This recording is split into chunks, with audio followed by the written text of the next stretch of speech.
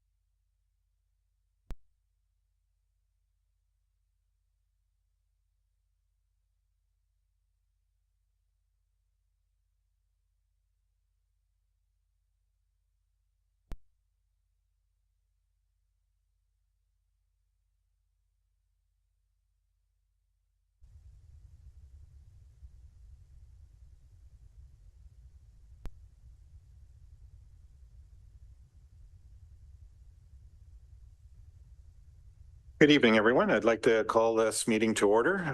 Welcome to our meeting for Monday, November the 27th, and we'll start. I'd like to have our land acknowledgement. The lands we know today as the Township of Centre Wellington have been home to Indigenous peoples since time immemorial. We acknowledge that we are on the treaty lands and traditional territory of the Anishinaabe and Haudenosaunee.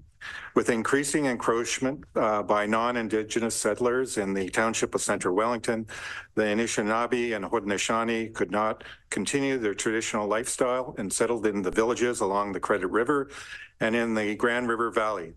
These Indigenous nations uphold their treaty rights within our jurisdiction. Today, the Township of Centre Wellington remains home to Indigenous people across Turtle Island. We are grateful to have the opportunity to share and respect Mother Earth and are committed to building constructive and cooperative relationships with Indigenous nations.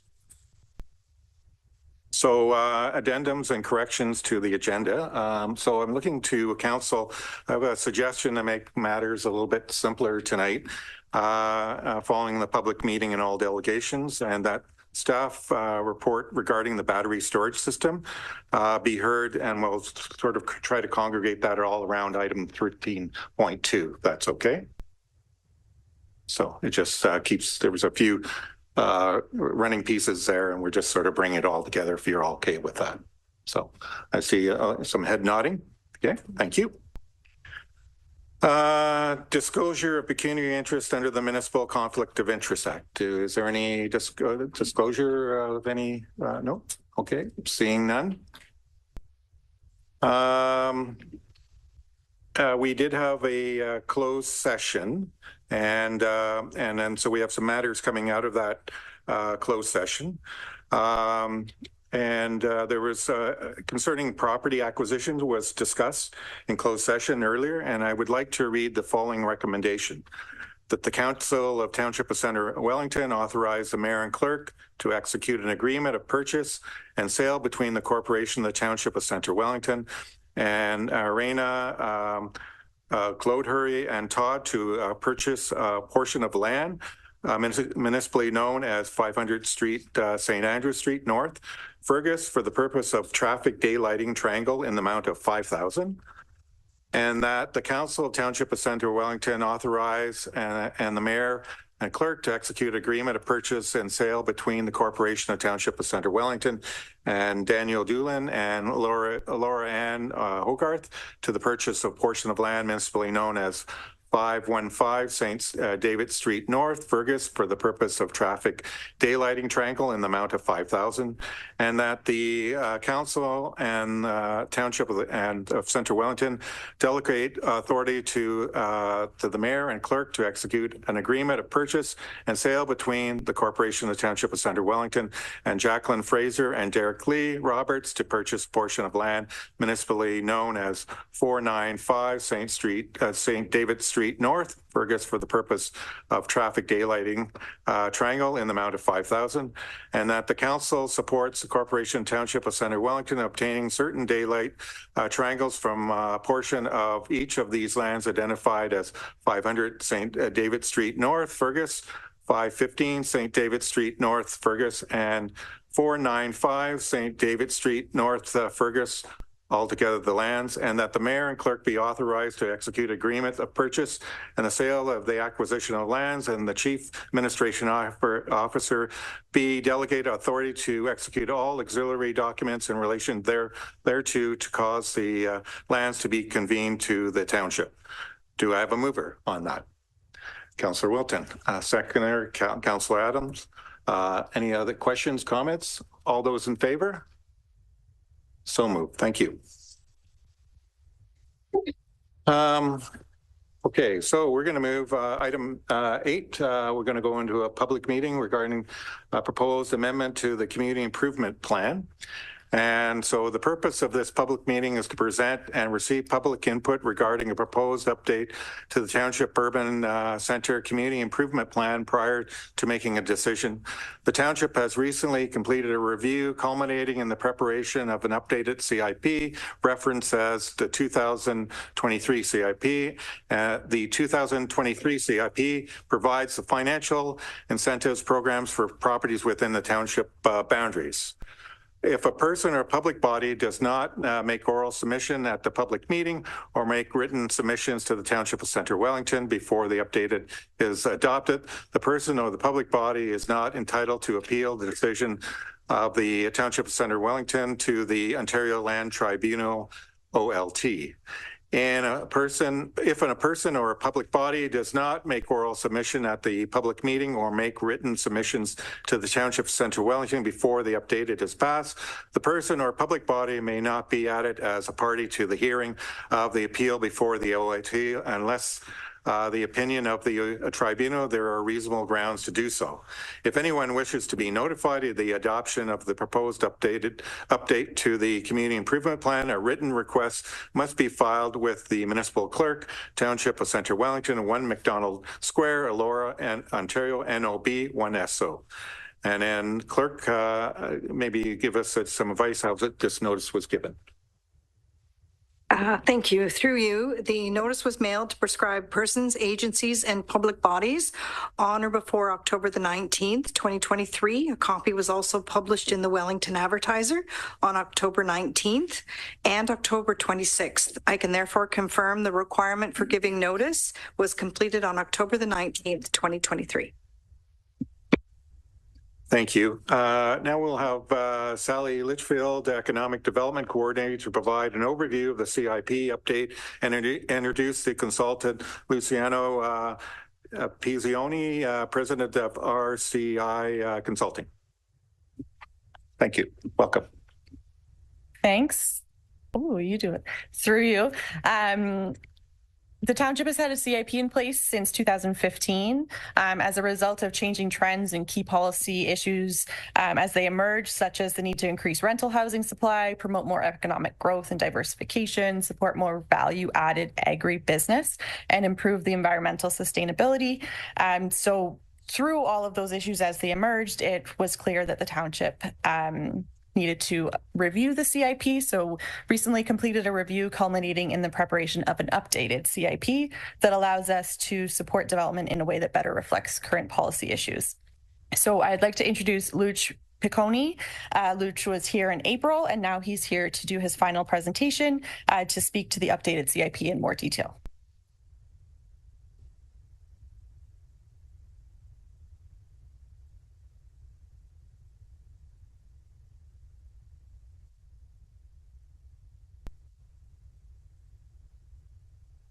All right. Are we able to go straight? There we go. Perfect. Thank you, Sally. So I'm pleased to be here. The drive up was quite good. The drive back may not be as good, but I am pleased to be here this evening. As Sally mentioned, I was last before you in April to provide an update on the Community Improvement Plan, and we've been busy finalizing the plan.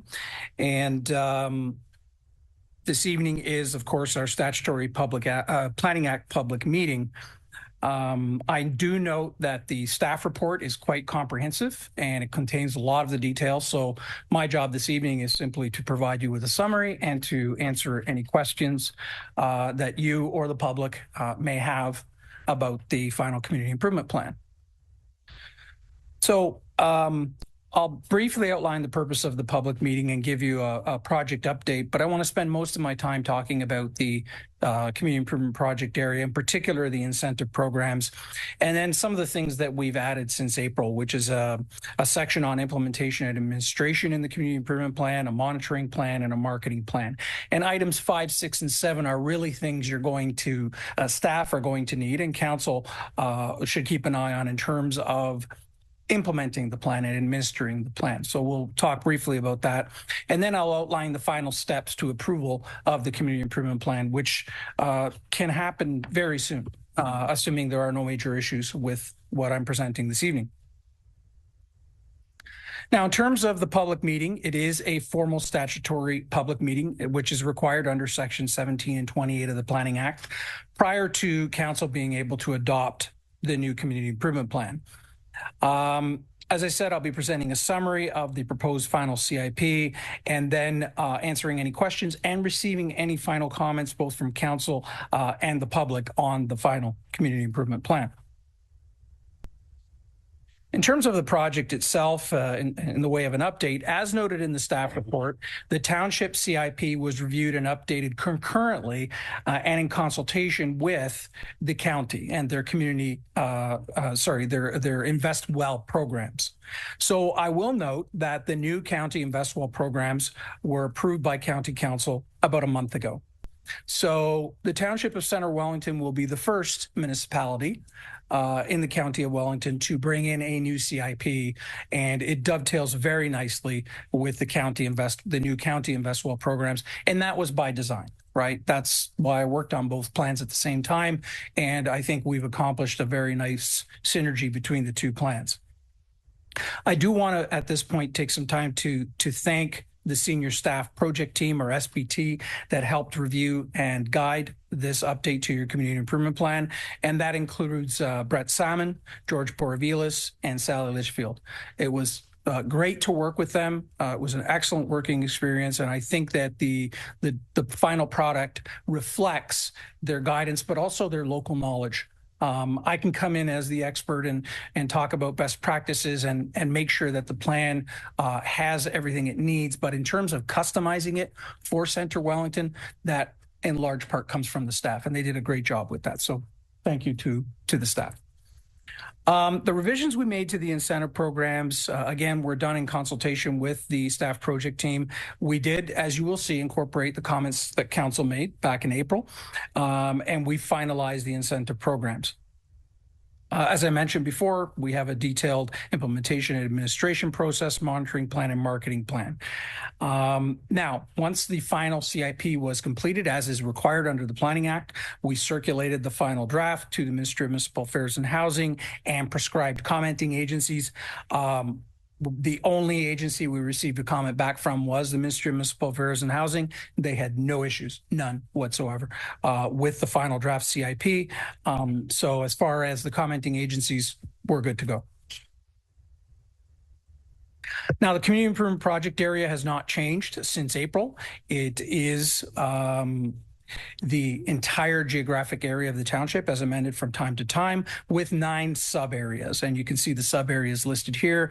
And once I get into the incentive programs, you will note that not all of the incentive programs apply to all the sub areas. And that's by design, because we're trying to target specific incentive programs to specific areas so that we can better achieve the goals of the community improvement plan. Now, in terms of the changes we made since April, we expanded the facade and property improvement grant program to the prime agricultural and rural employment subareas. The second bullet notes that we increased the maximum number of units for the rental housing grant program from 2 units to 4 units. Those first 2 changes were directly in response to advice and direction provided by council back in April. All right. We converted the building improvement loan program to a grant program. And the reason we did that was again, looking at the best practices used by other municipalities. Fewer and fewer of them are using loan programs for building improvement or facade improvement. Those programs just tend to have too many administrative issues, which makes them less effective. So we converted the draft loan program to a grant program. And as we noted during the update in April, we developed a customized evaluation framework for the tax increment equivalent grant program, which deals with substantial projects. And again, that framework is contained in Appendix C of the plan. I will provide a brief summary, but if you want the details, it's there. And I worked quite a bit with Brett and George on that framework to customize it, to make sure it was reflective of the goals of the plan. And I think we've done a very good job with that. However, it is in the appendix of the community improvement plan. So if it needs to be changed, it can be changed without any formal amendment to the plan. And that's by design, again, so that you have some flexibility after you've had some experience with that framework to be able to change it if you need to. We revised the tax increment equivalent grant program. It is now a 5-year program, and the percentage in each year of the tax increment matches the county percentage, okay? And that was done more just to streamline things so that it matched the county because the county will participate in that program, of course, with the township. We added a brownfield tax assistance program so that those larger tax increment equivalent grant projects that are also on brownfield sites can then take advantage of up to 3 years of tax abatement from the township, the province through their brownfield tax incentive program. So the township would apply to the province to get the education component also abated for 3 years. And the county, should the county launch such a program, and we consulted with them and they said, yep, that's great, put it in the plan so that if we launch one of those programs, then it's already there. And that's to help pay for environmental remediation costs. Now, again, the availability of the incentive programs by community improvement project sub-area is outlined in this table. And you will see, you know, if you look at the incentive programs, you look at the areas where they're permitted. And again, this doesn't mean you have to offer all of these programs in all of these areas. It just means you can as a council and as a municipality if you elect to do so. This is very much an enabling plan so that you can do all of these things if you want, or you can do some or none. Sorry about that. Okay, so I'll briefly talk about the incentive programs, starting with the study grant program. This program will cover 50% of eligible study costs to a maximum grant of $7,500 per study, maximum of 2 studies per project, and a maximum of $12,500 for those 2 studies. The facade and property improvement grant program, similarly, 50% of the cost of eligible front facade property improvement works to a maximum grant of $10,000. That can be increased up to $12,500 for things like wider buildings, properties that also have a side or rear facade, or where there's heritage restoration being done. The building improvement grant program covers 50% of the cost of eligible interior and exterior building improvement works to a maximum grant per project of $10,000. That can be increased up to $12,500 if interior heritage features are being restored. The rental housing grant program, which is a fairly new program, you're going to be one of the first municipalities that has this program, will cover 50% of the cost of renovating existing rental residential units to building and fire code, or the cost of constructing new rental residential units to a maximum grant of $15,000 per units and 4 units per property or project. The units must remain as rental residential for a minimum of 20 years, and that's done through an agreement between the municipality and the applicant.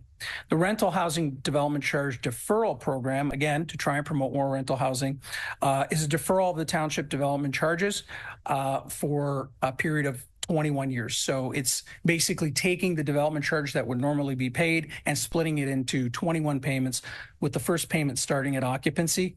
And again, any units created that take advantage of this program must remain rental residential for 20 years. The tax increment equivalent grant program, which I'll talk about a little bit more in a minute, is a grant for 5 years. It's equal to 100% of the township property tax increase in year 1, 80% year 2, 60% in year 3, 40% in year 4, and 20% in year 5. But it has to be a substantial project that achieves a minimum score. And we'll talk a little bit about the evaluation framework. And finally, as I mentioned, the Brownfields Tax Assistance Program, which is a tax abatement of township and provincial education taxes for up to 3 years.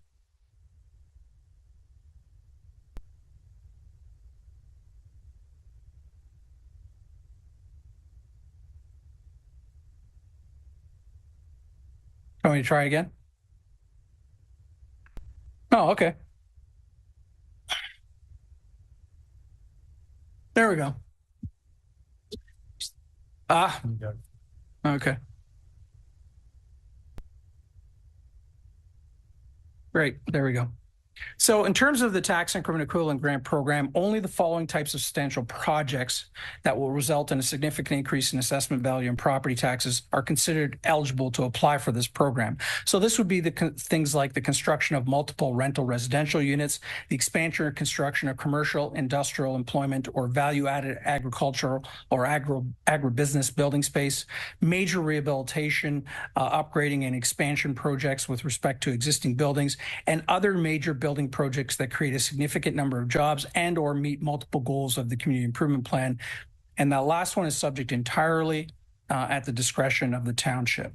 So again, we've targeted these major community improvement projects that help achieve the goals of the community improvement plan. In terms of the evaluation framework, the minimum score that has to be achieved is 40 out of 100.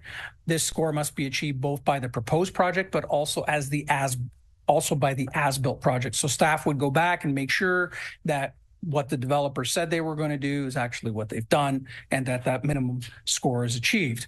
Now you can see from the table here how there's 5 priorities and how they're weighted out of 100.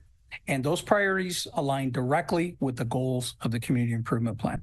Now, this practice of using a performance-based evaluation framework is fairly new. It's leading edge, but it's done to help ensure that only substantial projects get to take advantage of this tax increment-based grant, and that those projects will help achieve the goals of the community improvement plan.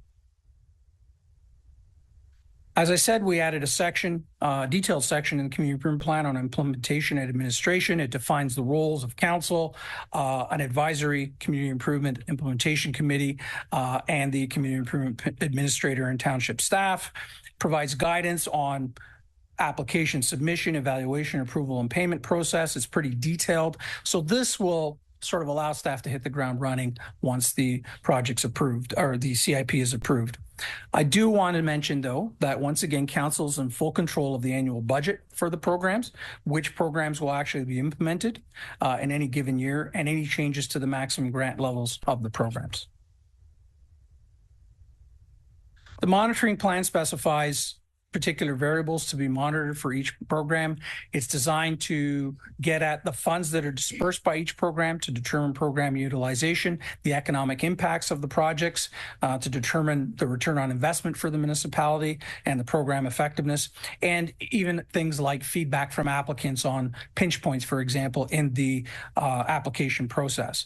That monitoring plan and the results from it will be used to provide regular monitoring reports to council. I recommend at least annually. Make minor adjustments to the incentive program terms or criteria as required, and to provide valuable input into the next comprehensive review of the CIP. Now, as Sally mentioned, their last CIP was done in 2015, so it's been roughly 8 years. We recommend that CIPs be reviewed, comprehensively reviewed, and updated every 5 years, just like an official plan. And that monitoring plan is going to help you to do that. The CIP also includes a marketing plan, which lays out a general guide to strategically advertising and marketing the incentive programs. That includes key messages, target audiences, and prime marketing tools to be used. That marketing plan should be implemented as soon as possible after council adopts the community improvement plan and it is approved. And it should be adjusted over time based on the messaging, targeting, and marketing tools that prove most effective. So with that, the final steps in adoption or approval of the community improvement plan are, of course, to incorporate any revisions directed by council this evening. Council would then pass bylaws to designate the community improvement project area and adopt the community improvement plan. My understanding is those bylaws are ready and can be passed this evening if there are no major changes. And even if they are, we can note that and the bylaws could still be passed. The clerk would then issue a notice of adoption for the community improvement plan and send that to the required agencies. There is a 20-day appeal period once that notice of adoption is issued. So if there are no appeals received within that 20 days, the CIP is automatically and formally approved at the end of that 20-day appeal period. And implementation of the new CIP can then commence at that point.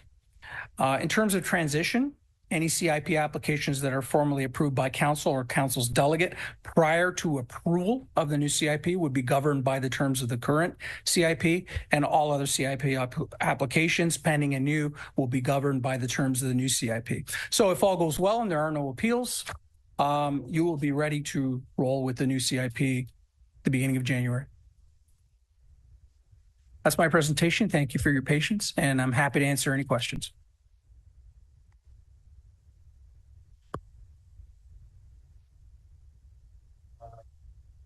Oh, sorry. Oh, yep. No registered delegations. Is there anyone wishing in the audience to speak at this time? Okay. Seeing none, I just like to remind everyone that this is the final opportunity to provide a verbal submission. Chair, myself, everyone stepping forward to please state their names and the record for advices, delegations, and if there is any delegations, which are not, it was to a maximum of 10 minutes. The council has the opportunity now to ask some questions, so I'm going to leave that to council for any questions, comments. Councillor Adams. Through you, Mayor. You had mentioned previously approved applications would still fall under the old terms. Is there currently still outstanding applications there? Yeah. Through you, Mr. Mayor, I don't know the answer to that question, so I'll defer to planning staff. I don't believe we have any current applications that we're processing. Okay. Any other comments? Yes, Councillor Evoy. To you, Mr. Mayor. Thank you. Thank you so much. When we look at page 8, I had 2 questions actually with reference to items 3 and 4. I'm just bringing myself back there as well. Item 3, building improvement grant program. Is there a maximum amount of units to be done? Like in 4, we talk about there being a maximum of 4 units per project. Are there limits on either of these numbers? And is the ambiguity or lack of formula, say with number 4, where it says if you're doing inside and outside, you get more money? Is there any formula in this, or is it left with a certain amount of ambiguity to give us more space? Okay, so I'll answer the second question first. No, you can use the funding 100% for interior, 100% for exterior, or a combination. With respect to the building improvement grant program, but there is a list on page 30 of the community improvement plan with respect to the types of building improvement works that are eligible. I will note that this is on existing commercial, mixed-use industrial, and agricultural buildings with a retail, commercial, and/or agritourism component. So it's limited to those types of buildings. There's no restriction in terms of the number of units. I should note, it's a very good question, these programs are stackable. So as long as you're eligible for each program. So let's use this as a good example. If someone was doing, taking advantage of the rental housing grant program to add 2 units on a vacant or underutilized second floor, but they were also improving things like roofing, electrical, plumbing, HVAC, they could also take advantage of this program. Thank you, through you, sir. With a follow-up, I'm not sure if this is to you or to our staff. So recognizing that there are finite resources, when I hear about the stacking, I'm a little concerned about one area, person, development company taking advantage of several because they're better at applying or they're already in, as opposed to other opportunities. So are we limiting that, or how is that to be done later? I'm just curious how that looks. Well, we budget a limited amount every year, so we only have so much to work with, and only so much that there's a maximum grant in any particular program. So any of the programs that we do offer or grants are at our discretion. And if we see that there's an effort being made to stack a whole bunch of grants for one property, you're going to deplete the amount of funding that we have, then that'll play a role in our review at the staff level. Any other comments, questions from council? Okay, I'd like to thank you for presentation tonight. I'd like to thank everyone for attending the matter, and it will be considered later in the evening, and I declare this meeting adjourned. So.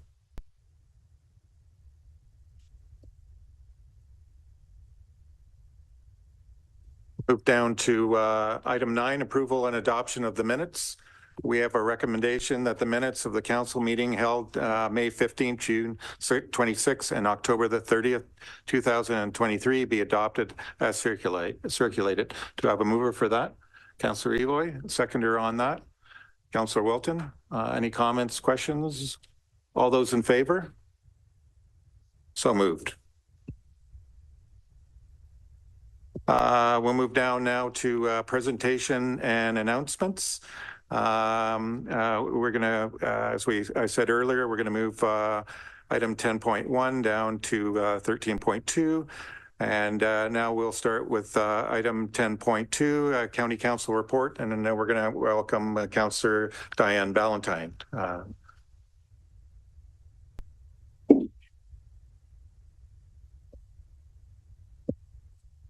Welcome, Councillor Ballantyne. Thank you. I didn't Nice know to I have was you being here. moved up on the agenda. Okay, thanks. Thank you very much for inviting me to bring updates from the county. First of all, I would like to congratulate all of you for your 1 year and your new positions on council. It is an honor and a privilege to be able to serve an elected office, and I hope that you have as much reward from it and interest in it as I do in serving as a county councillor. So as the mayor mentioned, my name's Diane Ballantyne. I'm the Ward 6 county councillor. I'm in my second term serving as a county councillor. My committee work over that time has included social services, solid waste services, information, heritage, and seniors, as well as economic development. And I currently also serve on I'm the county's representative on the Groves Community Hospital Board. So some of the highlights, because that's what I was asked to bring. At Wellington Place, the museum lands. Over 200 pumpkins glowed on November 1st, our largest ever for our pumpkin walk. 536 candles were lit on the front lawn of the museum for the Remembrance Day ceremonies. The Christmas market is this weekend, Friday evening and all day Saturday. The Gathering Circle project opened at Wellington Place, which is a tangible commitment to reconciliation in our county.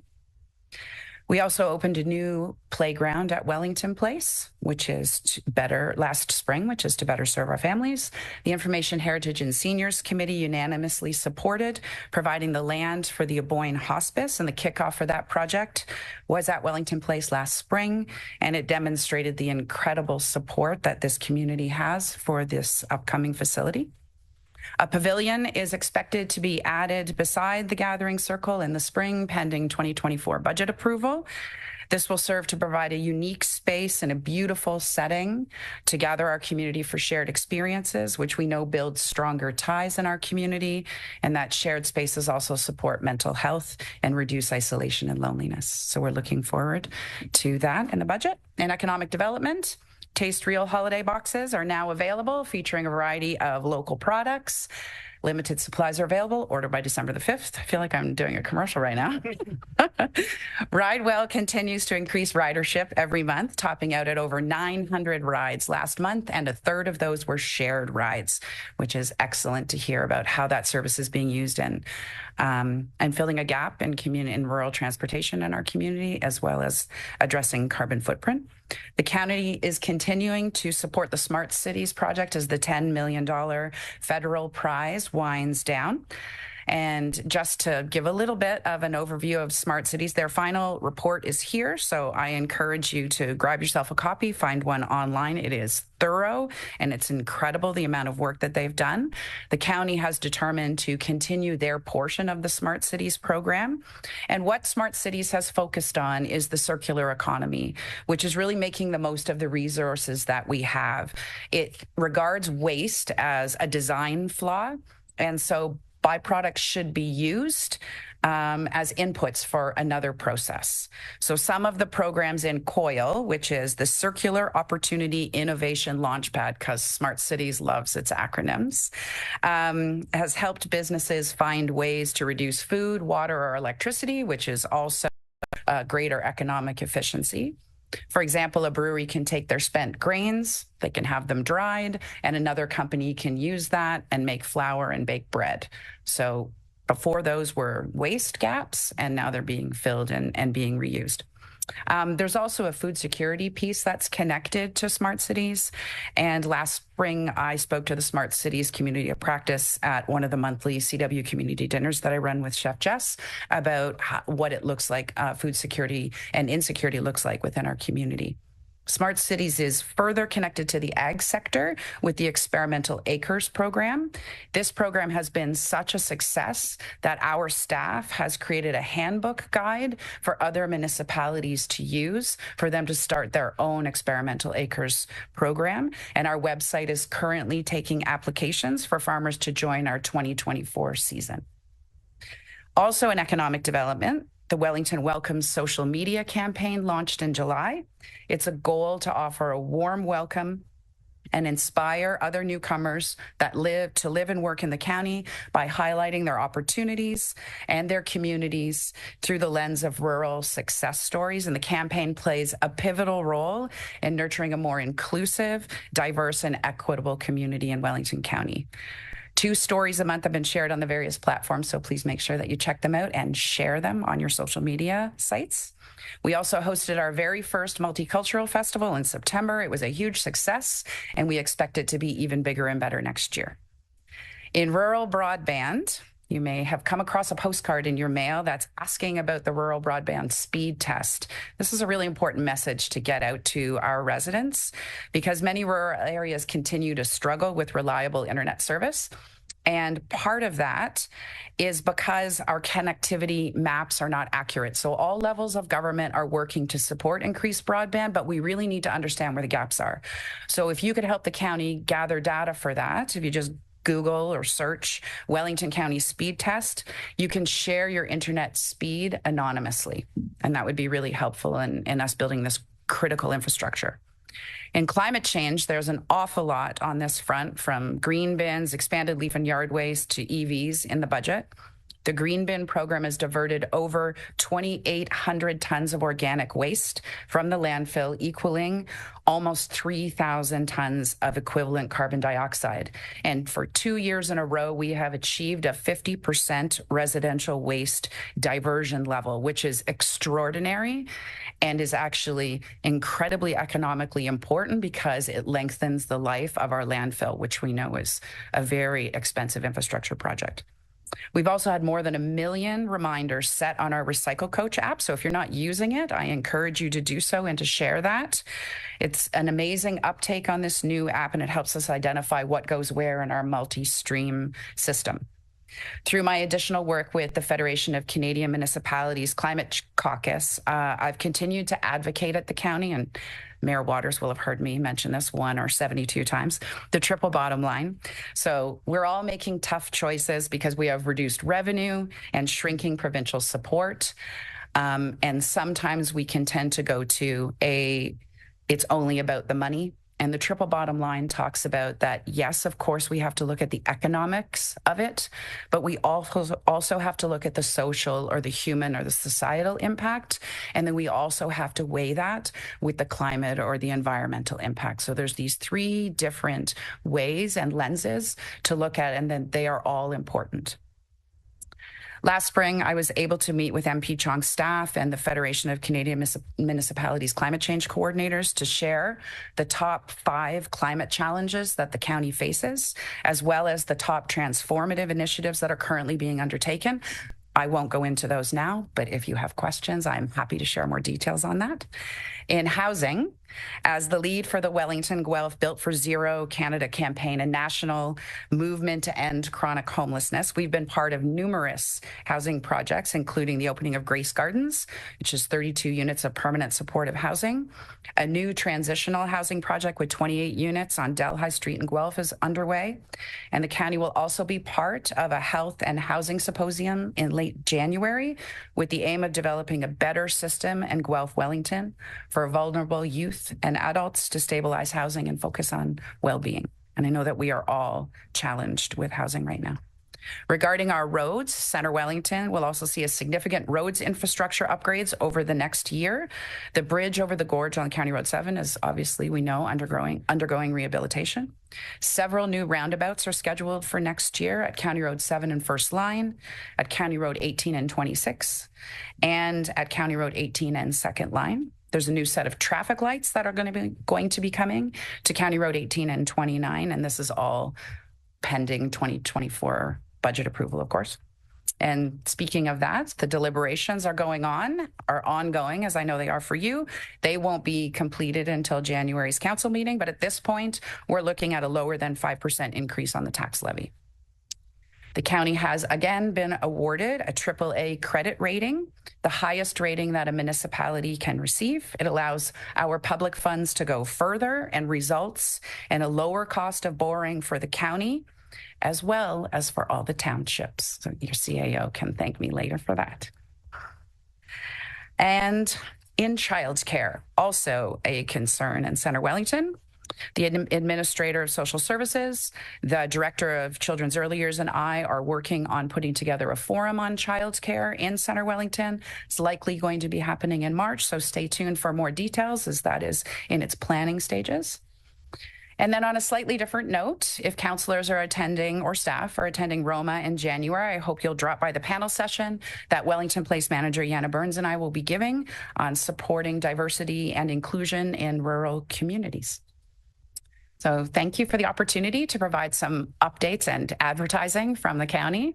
And if the council has any questions, I'd be happy to take them. Thank you, Councillor Ballantyne.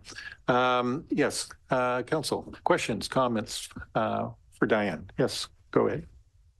Thank you. Through you, Mayor Waters. Thank you, Diane, for Councillor Ballantyne for the great overview. I'm just curious on the childcare front. How does that work? Like, we know we're underserviced in Center Wellington. What would be the kind of next steps in the process? What do you do? A needs assessment by population, or is it does the county already know where the next childcare center should go, or anything you can provide insight on what the next steps might be?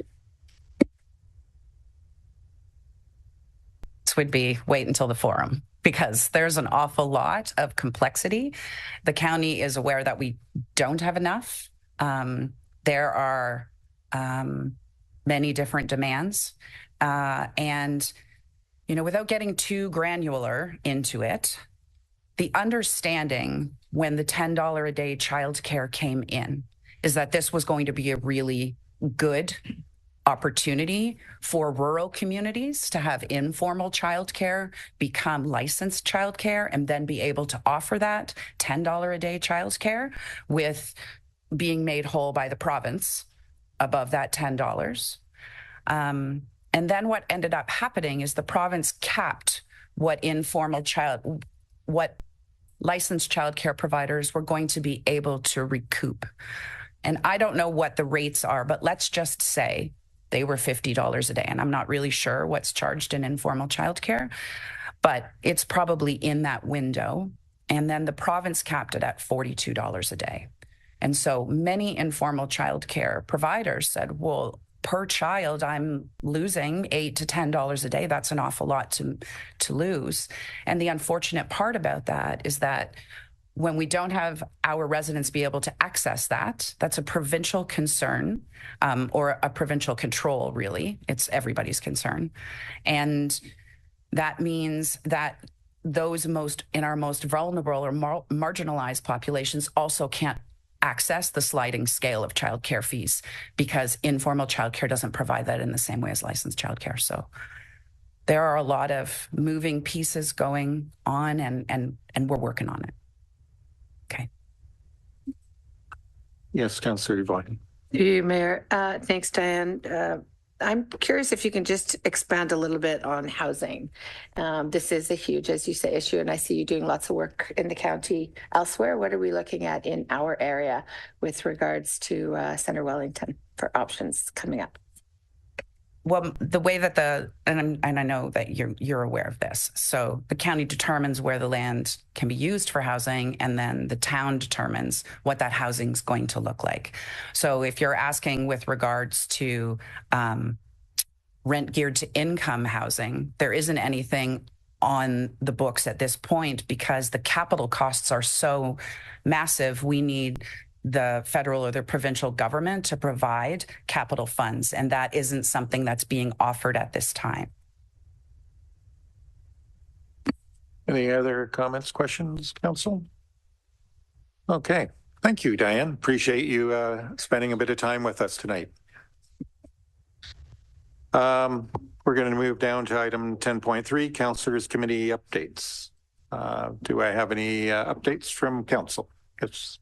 Sure. I'll just share very quickly that Fergus BIA kicked off their Christmas season on Friday night, the tree lighting down behind the library. There's lots of people out, lots of families out in Fergus. It was really nice, and carriage rides and the whole thing. And yeah, it was great to see Fergus kind of all lit up and quite busy, I would say, Friday night. So, and that goes on for the next 2 Friday nights from 6 to 9 p.m. Any other committee updates? Yep, go ahead, Dennis. Thank you. Through you. Victoria Park Senior Center just had their AGM, and Mayor Waters had the opportunity to speak and kind of give an update on what's happening here on the township level. But it was neat to see what they've done in the past year and what they're planning to do going forward, and how their membership is growing and all the cool programs that they have to offer our seniors in this community. And it was a neat, well-attended AGM, and it was my first, and I was happy to be a part of it. And yeah, they're doing good work there over the senior center. So thank you. Thank you, Dennis. Yes, Councillor McDonald. Mayor Waters, I have an update from Safe Communities. On your desk, I've placed a scarf. I believe it glows in the dark. You can tie it to your dog, put it around you when you're out walking. That's part of safe walking. And so Christine Veet gave me those to hand to you. October 5th was Safe Communities Day. They had a cap of 750 students online. They only had an uptake of 200 students that registered. So the feedback from the committee was, could we generate videos that students could access all the time? Or when they are capable, when they can fit it into their schedule. So that's something they're going to be working on. There was some safe talk around dam safety, coming out with water safety, and they were out filming at the Bellwood Dam. So that'll be coming up, I believe, next spring. War Amps Media is going to be doing videos on train safety and connecting the classroom with OPP and Crime Stoppers for education awareness. Our fire department had an open house in Elora. I think it was very well run, and it seemed very busy, and it was all the services that fire provides, including Conservation Authority. We talked about so much. This year there was no marine facilities. No marine fatalities, just a plane landing. That was all that happened in Center Wellington. November is Falls Prevention Month, and I learned a lot from what Minto and Wellington North are doing in falls prevention in coordinating with Victoria Senior Center. So they're going to be sending more information for that to our council. I've told them to send it to Carrie, and that is it for now. Thank you, Councillor McDonald. Anyone else would like to? Yes, Councillor Jefferson. Thank you, Mayor Waters. Actually, mine's a bit of a public service announcement. The AGM for the Elora BIA is going to be taking place shortly at 7 p.m. at the Shepherd's Pub, just in case anybody wants to head on down there as a member. And also, just because the Starlight Shopping kind of hit a bit of a fiasco, just kind of want to let everybody know that shopping local is a very good thing if anybody wants to be able to walk downtown maybe instead of driving to do some shopping, because I think things were hit a little bit with our Starlight Shopping downtown. So just to support local and to support Elora. Thank you. Councillor Ifoy. Thank you, through you, sir. First of all, with regards to farm safety, we're actually meeting this week, so I'll bring an update next time. But it's a great committee focused on keeping children, especially on farms, safe. And with EDI or DEI, we're very excited to be learning more about what we see as the evolving community, what the evolving community looks like here in Center Wellington with the growth and all of our new neighbors and what they're bringing. Very excited to also share as an individual that I celebrated and enjoyed Diwali with many of our new community members, and it was an absolute honor to be there on behalf of all of us here. Thank you, Councillor Evoy. Any other comments? No? Okay. Thank you, Council, for your committee minutes. We're going to move down to item 11. Pardon me? Sorry? Nothing to report from GRC at this time. Report item number 11, report from Committee of the Whole, November the 14th, 2023. There's a recommendation that the Council of Township of Centre Wellington approves a report from the Committee of the Whole dated November the 14th, 2023 as circulated. Do I have a mover for that? Councillor McDonald, seconder on that. Councillor Evoy, any comments, questions as it pertains to Committee of the Whole? Okay, seeing none, all those in favor? Thank you, and it's so moved. Delegations. So, so item 12.1 is going to be moved down. So we're going to go to right now, item 12.2, and we're going to welcome Matthew Corey. Yes.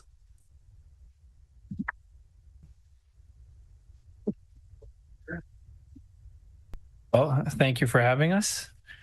I had a brief presentation deck. I don't know if that's something we can throw up on the screen. I think it was sent ahead of time, but if not, I can. Oh, there we go. Thank you all, and it's a pleasure to be here tonight. I'm here on behalf of Cache Developments again. As you recall, I was here a few weeks ago in regards to their public meeting, so it's good to see you all again. Tonight, we're talking about, obviously, the changes that are coming from the province and the county and your consideration of the changes that the province made to the county's official plan and where we go next. So I spoke to you briefly at the public meeting about the east side of Irvine Street and Woolwich and the southeast corner of Woolwich and Irvine in relation to the Cache developments. If we go to the next slide, please. Who's controlling it? Thank you. So the Cache development, the Clayton development we presented on a few weeks ago is at the southwest corner. It's the active application. We just had the public meeting. We are reaching out now to everyone who contacted us to deal with the comments from the public and continuing to work with staff on that application. So that's going to be ongoing. There's a density of 66 people and jobs per hectare. It's important to note just because Cache is committed to do something more dense than the typical development. They're very much thinking of doing more complete neighborhoods with a range and mix of housing choice. And that's something they want to keep doing. If we go to the next slide, please. So what we have is on the east side, they also, Cache owns these two properties, the James Keating construction site on the south and what they call Allura Sands on the north. Those two properties were included by the province into the settlement area and the County of Wellington official plan. Now with the resetting that Minister Calandra is doing, they would be removed from that decision. Next slide, please.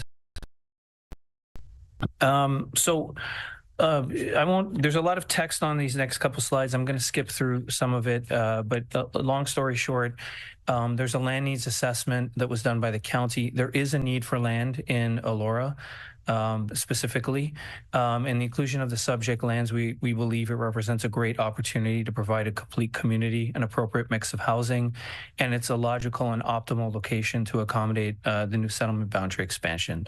Next slide, please. So what we have here is a conceptual plan. As you can see, it's fairly dense at 54. I think there's room to go obviously higher than that, and I think there's a great opportunity to do a lot more density on this property. Certainly, fulfilling the need for land that Elora has through the county's work, but also having more and more housing in an appropriate level also forestalls the need to have additional land come on eventually. And certainly I know Cache is very open to that discussion and having a lot more density being contemplated on this site. That being said, this is the conceptual development plan for today. And I think just the next slide is the last slide. So along what we're asking tonight, and we're just presenting to you just for your consideration, I think that the logical and best way forward is that the county has to finish their land needs assessment. They have to finish their official plan review. Absolutely wanted to flag this for you as they continue to do that. It's obviously our opinion and our request for you to consider that in providing any comments to the county and ultimately to the province, that these lands be considered as one of the best locations for settlement expansion, and certainly the one I think can provide the best opportunities for growth, as well as dealing with the infrastructure problem that we have on the west side and accommodating stormwater on the east side and having that be a comprehensively planned development. But also fully aware that the official plan is being reset. As you will recall, when the County of Wellington was taking forward the current official plan amendment, it did not have locations specified specifically of where settlement expansion would go. There was a land need assessment only done in numbers at that time. Understand that will be taken back to that place. They will continue with that process as they go forward. And just wanted to raise this with you at this time because it's all happening and it's all coming up. So thank you very much for hearing us tonight. I'm absolutely here to answer any questions you may have and really appreciate the time in this very trying, compelling time that's going on with the province and the changes that are being made. So thank you. Is there council have any questions for clarification? Council McDonald. Through your Mayor Waters, since the public meeting, I've had some residents that have told me that they've reached out to you and they haven't had any responses. So I encourage you to respond to them, please. They have serious questions about how this will all envelop in their community, and yeah, if you could do that, that'd be great. Absolutely, and to anybody who's here tonight and the residents listening, we absolutely did receive all that. I'm just coordinating with the owner because the owner will be the direct contact with them, and that's what they decided. So they're getting that going. They should hear from them within the next week. And I think we really need to wait to see what county is doing.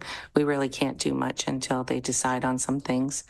And we've developed quite a bit since I came into council. I've released a lot of lots and a lot of building.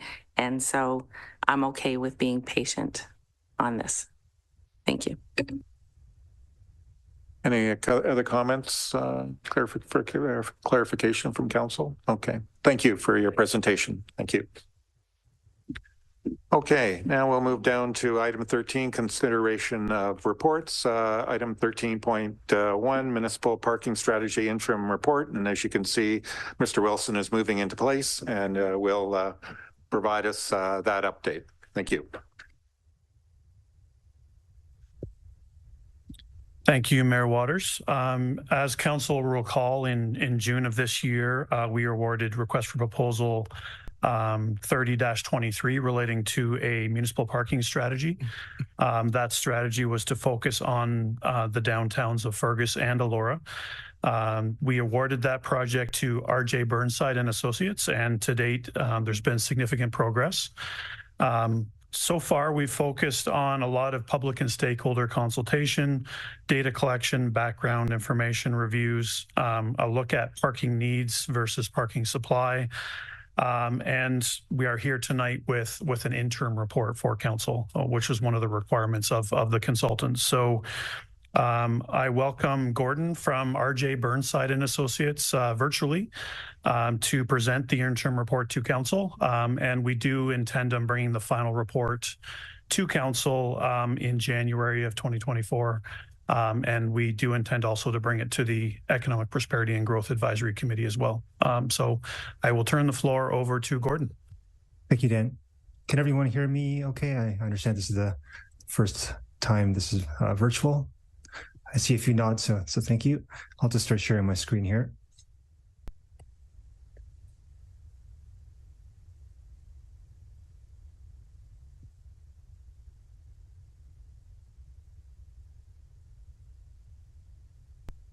And everyone can see my screen? Okay. Well, good evening, members of council, staff, and members of the public. My name is Gordon Huey, and I'm a senior transportation planner and engineer for the Municipal Transportation Planning team at RJ Burnside and Associates. I'm also the project manager for the Municipal Parking Strategy. Here with me today is Alvaro Almuna. Alvaro is the vice president of the Municipal Transportation Planning team, and he's acting as the parking advisor for this study.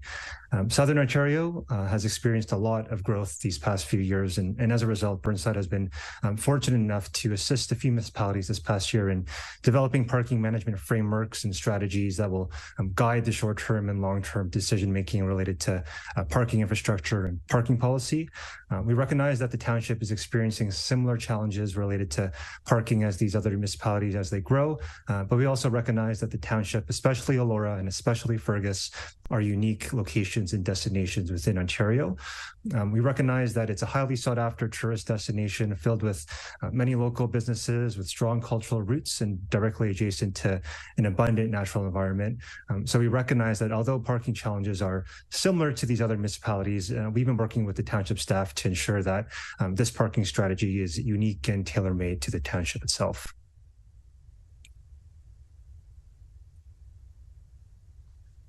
So today, the goals of the presentation are to outline the study process so far, summarize all the data that we have collected from our field surveys and stakeholder consultation, and present some preliminary needs and opportunities. We see parking needs as the challenges that the existing parking system faces, and opportunities as ways that these challenges can be rectified. So in other words, opportunities can be seen as potential strategies. Many of these needs and opportunities may not be new to those listening today. However, the purpose of the work completed to date was to ensure that we, as part of the project team, had robust data sets in order to make our recommendations, which is the next phase of our study. To ensure the goals of the presentation are met, I'll provide an overview of the study. The work plan consists of 3 phases in which we have completed the first 2. Phase 1 was the background review. Phase 2 was the needs and opportunities assessment. I'll then outline our next steps, which is phase 3 of the work plan.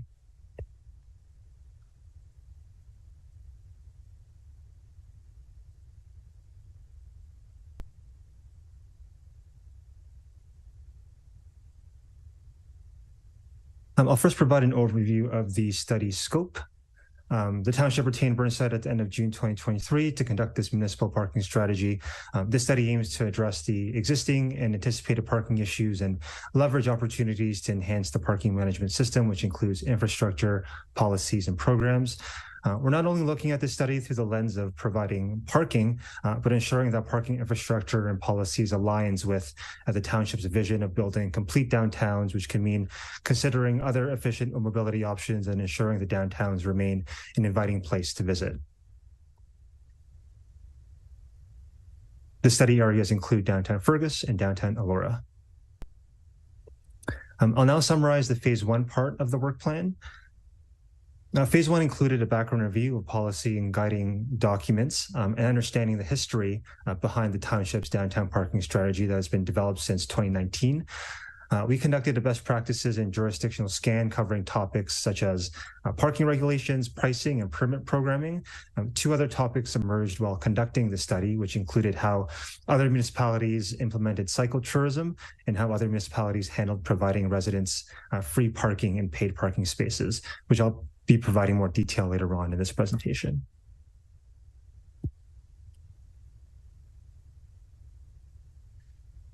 To understand best practices, a jurisdictional scan was conducted for the cities of Guelph, Kitchener, Stratford, Brantford, and the town of Niagara-on-the-Lake, Collingwood, and Milton. Other municipalities were reviewed on a topic-by-topic basis. A few takeaways would include for on-street parking duration limits, most municipalities implemented shorter time restrictions closer to their higher density areas and longer time restrictions in other areas. For parking lots or off-street parking, some municipalities implemented timing restrictions on the off-street lots where the township currently does not. A few municipalities implemented paid parking. A few municipalities implemented residential parking permit systems. Most municipalities do not own and operate electric vehicle charging stations, but this is definitely a growing trend amongst many municipalities of any size in Southern Ontario. We understand that the township already has several public charging EV charging stations available in both downtown Elora and downtown Fergus.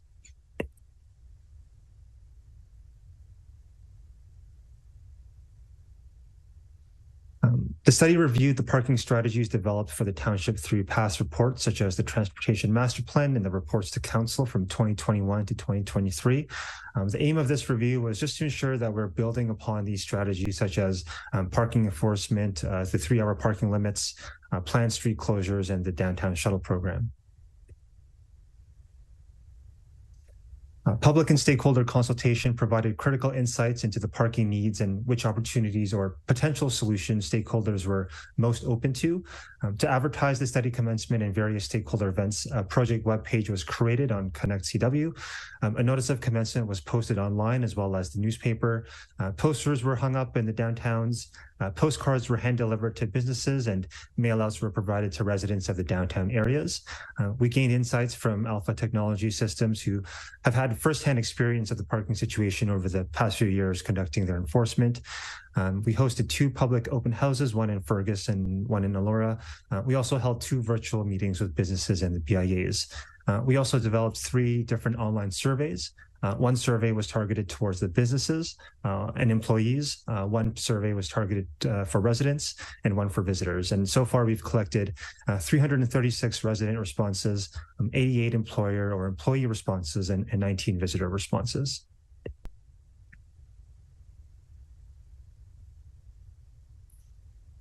The posters that you see on the left of the slide were also placed in the downtown. We also went to several businesses in Elora and Fergus to drop off the postcards that you see on the right of the slide to make businesses aware of the study and make them aware of the virtual meetings that we held. As we were dropping the postcards off, we were able to interact with several business owners and also collect their feedback. I'll now go into phase 2 of the needs and opportunities assessment. Phase 2 of the study began in September of 2023 and was completed this past month. This phase consisted of 3 parts. The first part was collecting in-person parking data in both Fergus and Elora. The second part was undertaking the consultation plan. And the third part is setting forth the needs and opportunities assessment, primarily based on the data collection and the stakeholder consultation.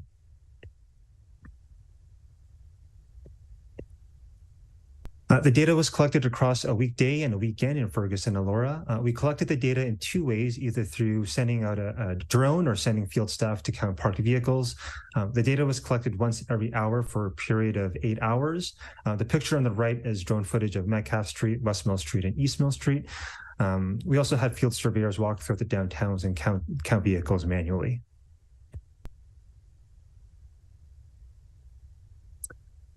The data collection days in Elora were Saturday, August 19th during the Riverfest, Saturday, September 9th, and Thursday, September the 14th.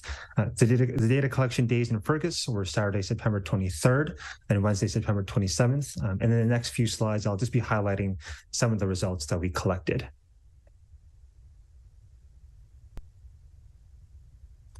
So this map or figure highlights the peak parking utilization on street, block by block, and in the off-street parking lots on the Saturday collection day. We've named the lots the McDonald lot and McDonald Square, the Metcalfe lot down by the LCBO, Getty's lot off of East Mill Street, and Bazell Park, which is the paved and marked parking on the west side of the park. The red indicates parking utilization that is over 85%. This is an important threshold, as typically 85% utilization indicates that there are only a few remaining spots remaining, and drivers are circulating around the area just trying to find these last remaining spots. As you can see in this figure, most of the downtown Elora is reaching this point or have surpassed this point, with a notable exception of the Getty's lot. But this lot this year was impacted by construction of East Mill Street. So access was either limited or parking in this lot was used for construction.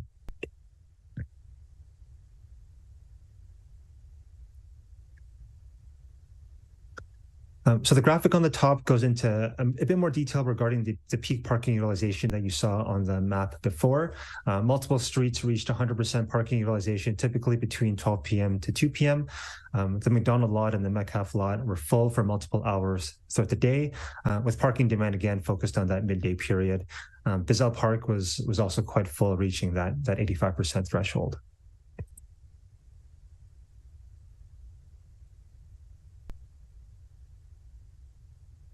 The graphic on the top shows how parking starts filling up in Elora on the street. The graphic on the bottom shows how parking starts filling up in Elora in those off-street parking lots. On the weekend, parking starts filling up between 11 a.m. to 12 p.m. The off-street parking overall peaks at around 76 to 80%, which in general means that parking is still quite busy, even though it didn't reach that 85% threshold. However, if we did separate this one line out into individual lots, the closest lots of the downtown core, so the Metcalf lot and the McDonald lots are raising up this overall utilization. The lots that are a bit further away have slightly more available supply.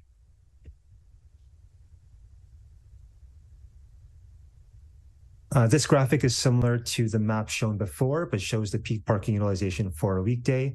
Again, multiple red lines indicate that parking utilization is over that 85% threshold.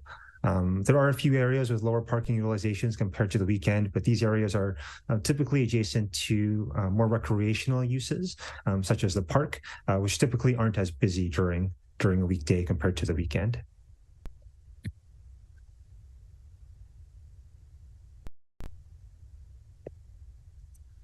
We conducted a second type of study along Metcalf Street, which were durational studies, which indicate how long each vehicle is parked in their spot. This durational study indicated that 27% of vehicles on the weekend parked longer than 2 hours, which we would consider as long-term parking. For a healthy parking system, we would want to aim for a smaller percentage of long-term parking trips on Metcalf Street, as we want to see quicker and more convenient access to those adjacent stores along that road segment.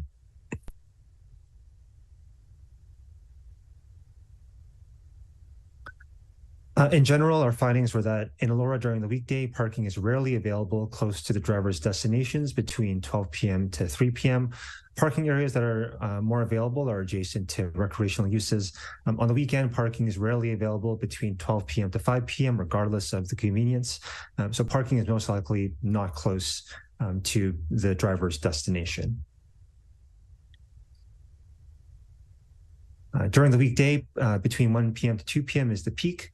However, drivers are assumed to not feel pressure finding parking before or after this peak hour, but they would just like the parking to be more convenient and closer to their destination.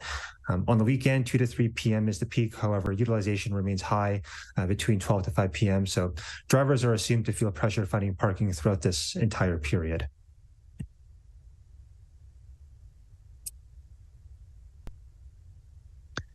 So moving on to Fergus, this figure shows the peak parking utilization on the Saturday, September 23rd. We've named the lots St. George Street lot, the Fergus Curling Club lot, St. Patrick lot, Menzies lot, and the Queen Street lot.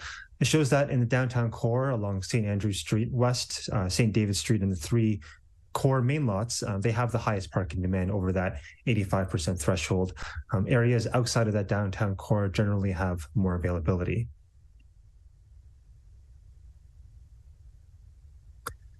The top graph indicates that the peak parking utilization on street generally occurs in the late morning between 10 a.m. to 1 p.m.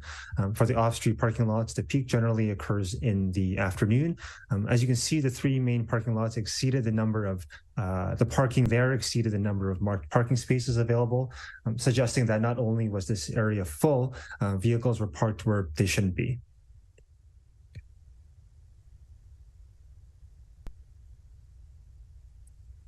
So these graphics show the overall on-street parking utilization and off-street parking utilization over time.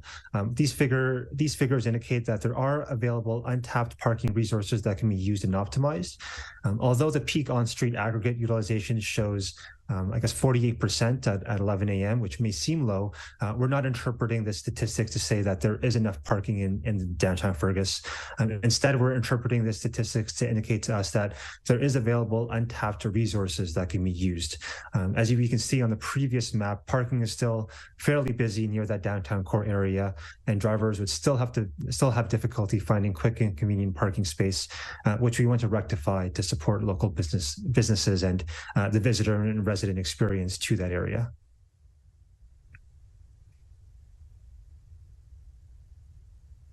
The weekday shows similar trends to the weekend, with the core areas being quite busy, however, not to the same magnitude as the weekend. A notable difference is that the Fergus Curling Club is showing higher parking utilization on the weekday compared to the weekend. Based on the Fergus stakeholder consultation meeting, participants indicated to us that they use this lot frequently for their daily employee parking. So on the weekday, parking is mostly available within the entirety of the study area, but drivers may find difficulties finding parking close to their destination on St. Andrews Street between 11 a.m. to 1 p.m. On the weekend, parking is mostly available within the entirety of the study area, but parking again is most likely not close to their destination between 12 to 4 p.m. And in general, parking is not close or convenient during the peak times in the core of downtown Fergus.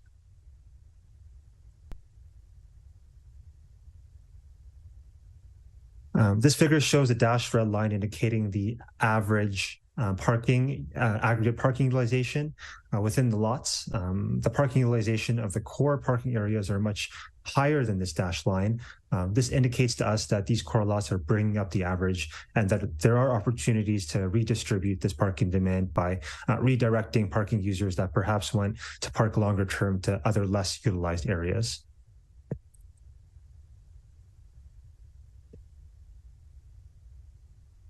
So in terms of the parking demand on the weekday, between 10 a.m. to 12 p.m. is the peak for the parking lots. This may be because employees are using the lots for their daily parking.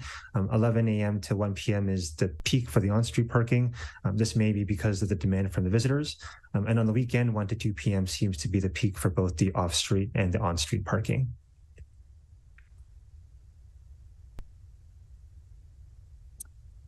A durational study was conducted on St. Andrews Street showing that 10% of vehicles on the weekend and 13% of vehicles on the weekday parked longer than 2 hours.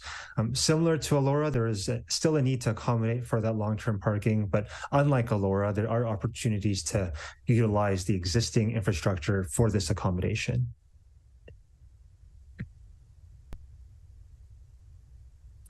So those are our findings so far in terms of the data collection from our field surveys. I'll now go into another critical component of the data collection, which is what residents, businesses, and other key community members said to us through the various consultation events. To receive feedback from residents, 2 public open houses were hosted, one in the Elora Center of the Arts and one in the Sportsplex. After going through the comments from the open houses, the surveys, and direct communication from residents through emails and phone calls, there are many common concerns, which I'll highlight in the next few slides. Common feedback in both study areas include that there was insufficient parking in Elora and Fergus. There were concerns regarding the future use of municipal parking spaces once more residential intensification occurs. Park delivery trucks and personal vehicles obstruct sightlines at certain intersections. And there were concerns regarding providing enough accessible parking for those who have mobility constraints.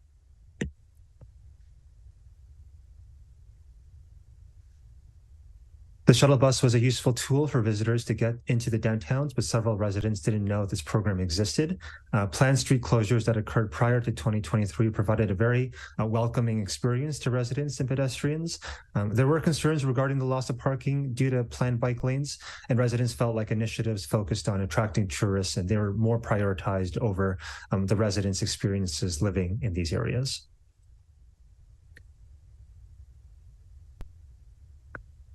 Fergus-specific concerns included the loss of parking due to road reconstruction, such as on St. David Street. There was concerns about insufficient bicycle parking in downtown Fergus, and many residents highlighted the need for a 15-minute parking space in front of the St. Andrews Pharmacy. In Elora, specific concerns included how parking challenges were exacerbated during events held at the Elora Mill Hotel and Spa. Parking at residents' homes became more challenging when they're close to short-term rentals. Many residents also received parking tickets in areas that are perceived to be parking spaces but are not parking spaces. So they are typically unmarked parking spaces, unmarked spaces too close to the intersection.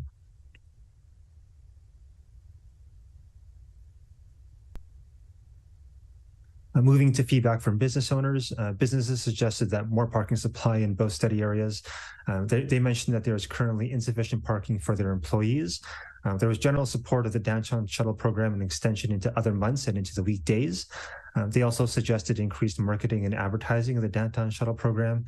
They mentioned that there needs to be more space for curbside deliveries, and they supported long-term overnight parking permits for both residents and employees.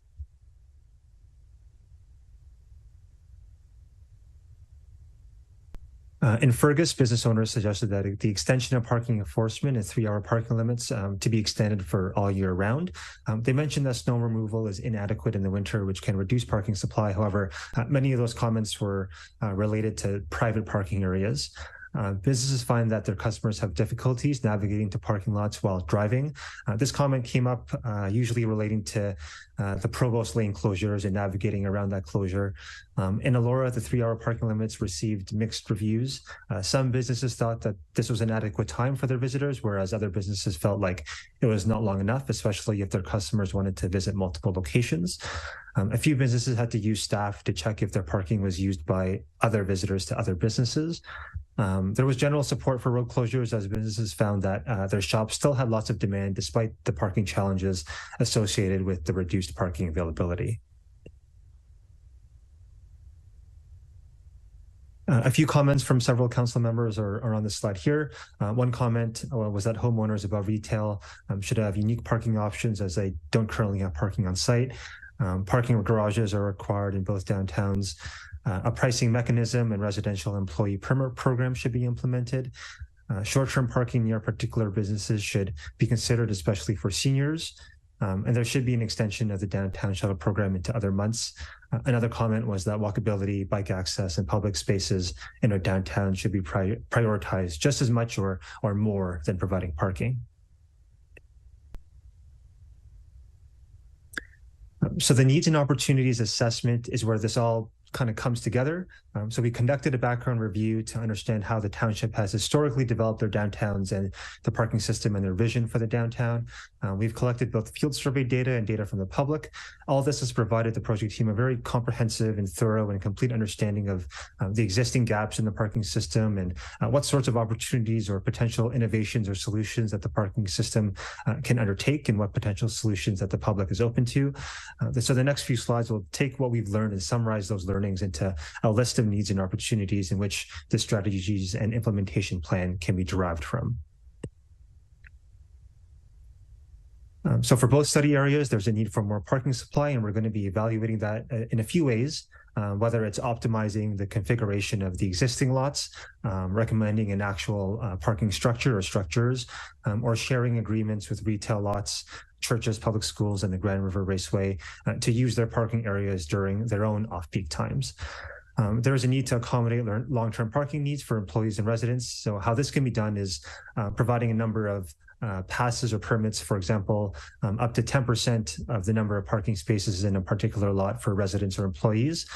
With these passes, the user can be exempt from certain parking time regulations on a first-come, first-served basis for that particular lot. So for employees, that would be exempt from parking limits during the day. For residents, they would want to be exempt from overnight parking limits. We've also explored a different type of residential permit. So this residential parking permit would allow township residents to park in the downtown for free up to, for example, 1 hour if pricing were to be implemented in either of these areas. So this would allow township residents to conduct daily lifestyle activities such as shopping at their local grocery store without the fear of or hesitation of paying for parking. So on that note, we're also exploring paid pricing as a way to manage demand and act as a revenue source for parking operations. We're also exploring locations to add additional accessible parking spaces to ensure equitable access to the downtowns. We're exploring where additional high turnover parking spaces can be implemented to assist in that quick parking or curbside deliveries. We have seen in other municipalities successfully leverage cycle tourism as a way for tourists and visitors to see landmarks and explore the area. We believe it's a wonderful way to visit Elora and Fergus, and it would allow for the use of the future planned bike lanes around the area and help with the concept of creating an attractive downtown. Some municipalities have purchased a fleet of bicycles or e-bikes to rent out to the public. There is an opportunity for the township to incorporate cycle tourism in their downtown, either as a service provided by the township or by attracting third-party vendors. This would also provide an alternative to driving as a way to explore the township and hopefully reduce the demand of parking. We recognize that visitors from outside of Elora and Fergus may not know about the Downtown Shuttle program. One challenge is spreading the word to visitors. One challenge is spreading the word to visitors that just arrived into the area. It's already a bit too late for them to take the shuttle as they've already gotten into the area. So an opportunity would be to partner with the county to place signage along county roads used to get into Elora and Fergus so that there's still a chance to redirect them to the Grand River Raceway lot, for example, or any of the other stops in the area.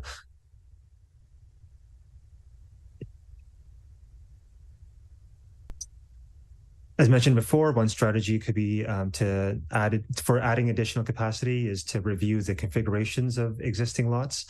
So we're currently exploring this as a solution in the McDonald lot to see if we can add additional spaces and possibly an additional 15-minute space for residents to visit the post office. We understand that many residents have been concerned with sightline issues at specific intersections that have caused safety concerns. This is mainly due to large vehicles parked in marked stalls blocking people's view for oncoming traffic. We do understand that parking supply is important, but safety is also a priority. So one solution we are exploring is replacing these stalls with stalls that are maybe only meant for compact sized vehicles. So it's easier for people to see over them as they're driving through the intersection. Another recommendation we are exploring in both study areas is enhancing the wayfinding signage in Elora and Fergus so that drivers are able to more easily locate the lots both within the downtown cores and outside. This could mean enlarging certain signage, keeping with the look and feel of the township's current signage design and branding.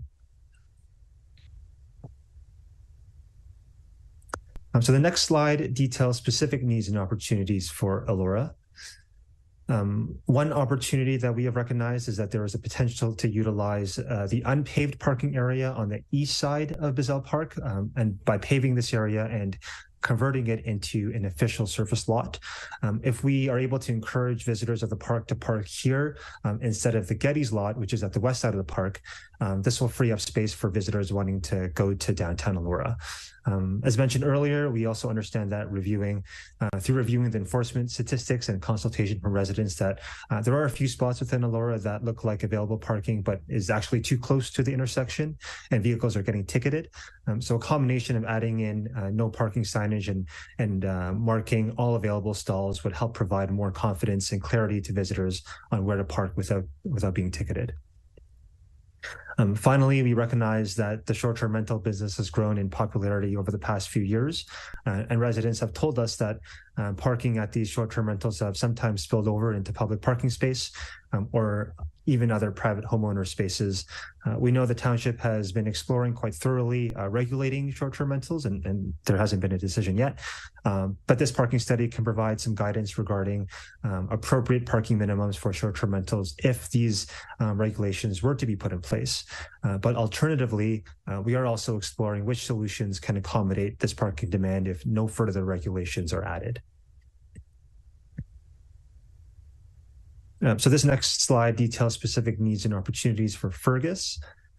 So there is an opportunity to adjust on-street and off-street parking regulations to optimize the existing infrastructure that is currently not being used to its full potential.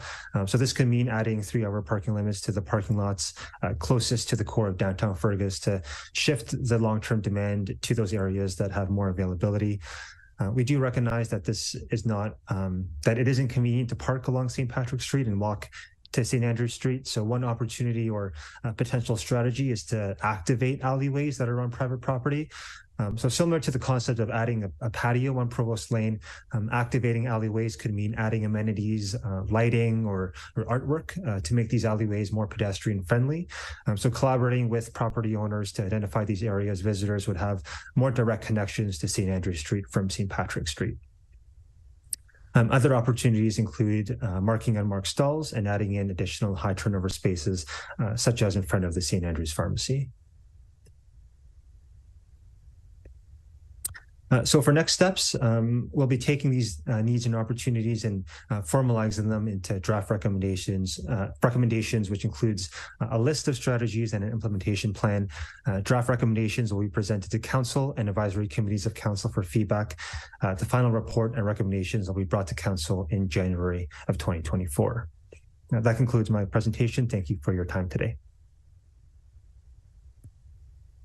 Thank you, Gordon, for that very thorough presentation. So we'll take an opportunity now to ask questions. Councillor McDonald. Through you, Mayor Waters. Thank you so much. That is a good, fulsome report. So as I think you're aware, East Mill has been closed all summer. And so I know parking was an issue all along East Mill prior to us closing it down, all the way up to Princess Street, sometimes up to Melville. So just so you're aware of that, I hope you have that information for sure. Because that definitely is a congested area.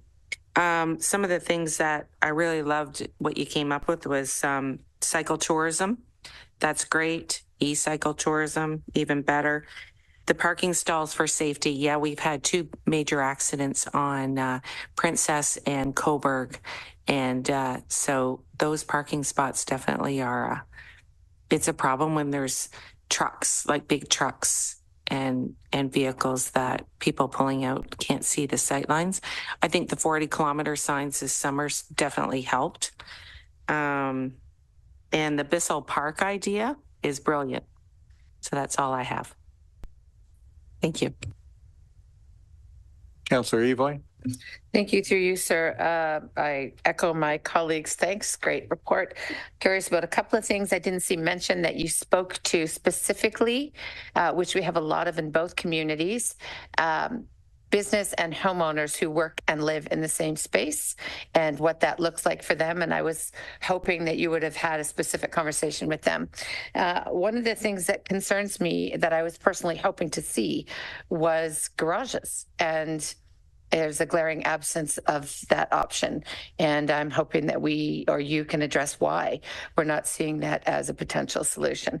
And finally, perhaps a shuttle bus for staff in both communities might be a good idea. Through you, Mr. Mayor. Sorry, in terms of the solution of garages, would you be able to expand a bit further into what you mean by that? With your permission, sir. Yeah, parking garage. I know that both communities have great conversations about, several stories up and potentially down, and getting to fit many people in at one time and paid. Everyone's happy to pay for that, of course. I was really hoping to see that as an option. So, yeah, if you could speak to that, that'd be great. Through you, Mr. Mayor. Yes, definitely a parking structure, or I think what we've called a parkade in the presentation was definitely a solution that we have that is included in the long list of potential strategies. I think we definitely see right now a need for that in Elora and maybe in Fergus, but in the existing conditions. Part of the study is also looking into future parking demand, so forecasting that what we see today into the future and taking into consideration the residential intensification that's going to occur, population coming in. So I think a parking garage or a parkade is definitely on the table as a solution as part of our overall strategy. Councillor Adams. Thank you, through you, Mayor. Great presentation. Thank you very much. I just have a clarification question. If you go to slide 20, where it shows the utilization map in Elora, you have like the double lines on either side of the street. And so sometimes there's a single line. Am I supposed to assume if there's just one line that there's no parking available on the other side of the street? Yes. Like Mill Street, for example. Yeah. Yes, that would indicate that that there was no parking there. Yeah, the double lines would indicate parking on both sides of the road, and parking on one side of the street would indicate the single line. So I find it interesting, like, that you have different utilizations on different sides of the street. Now, if we scroll down to the Fergus maps, it doesn't look like it was looked at it the same way. They're all just single lines. Is there a reason, for that?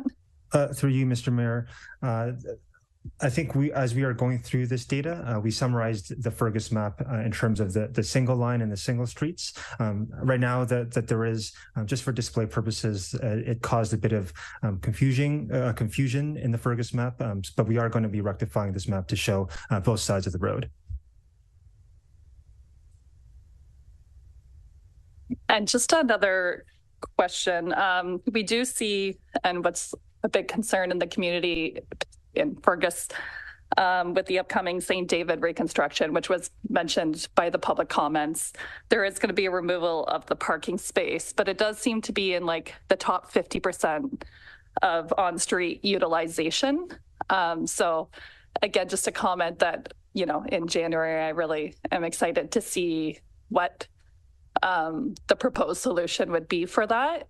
And I think your comment about parking structures could be very well utilized in Fergus as well, but potentially that parking structure might be something where you offer like monthly rates or something, because we do see from the presentation that there is a lot of utilization by employees in the town. So just a comment. Thank you. Any other comments, questions from Councillor Jefferson? Thank you, Mayor Waters. Mine's probably a question for clarification. With the dates for all the field surveys are done in September, were there any that were done apart from Riverfest during high tourism season, say in July or August, instead of like at the end of September where we're moving into our tourism shoulder seasons? Through you, Mr. Mayor, those are the only data collection days that we were able to conduct, and the reason for that is because we had to first go through through our background review. We had to understand both the study areas to ensure we're collecting data in the correct locations. However, as we move into the next phase of the study, which is the future forecasting of the parking demand, we'll be able to take into consideration the differences between the peak shoulder months and the tourist season. Right now, specifically in Elora, we're seeing that the parking utilization that we've collected is in line with what we experienced in the summer due to it being full, and we compared that with the Riverfest day.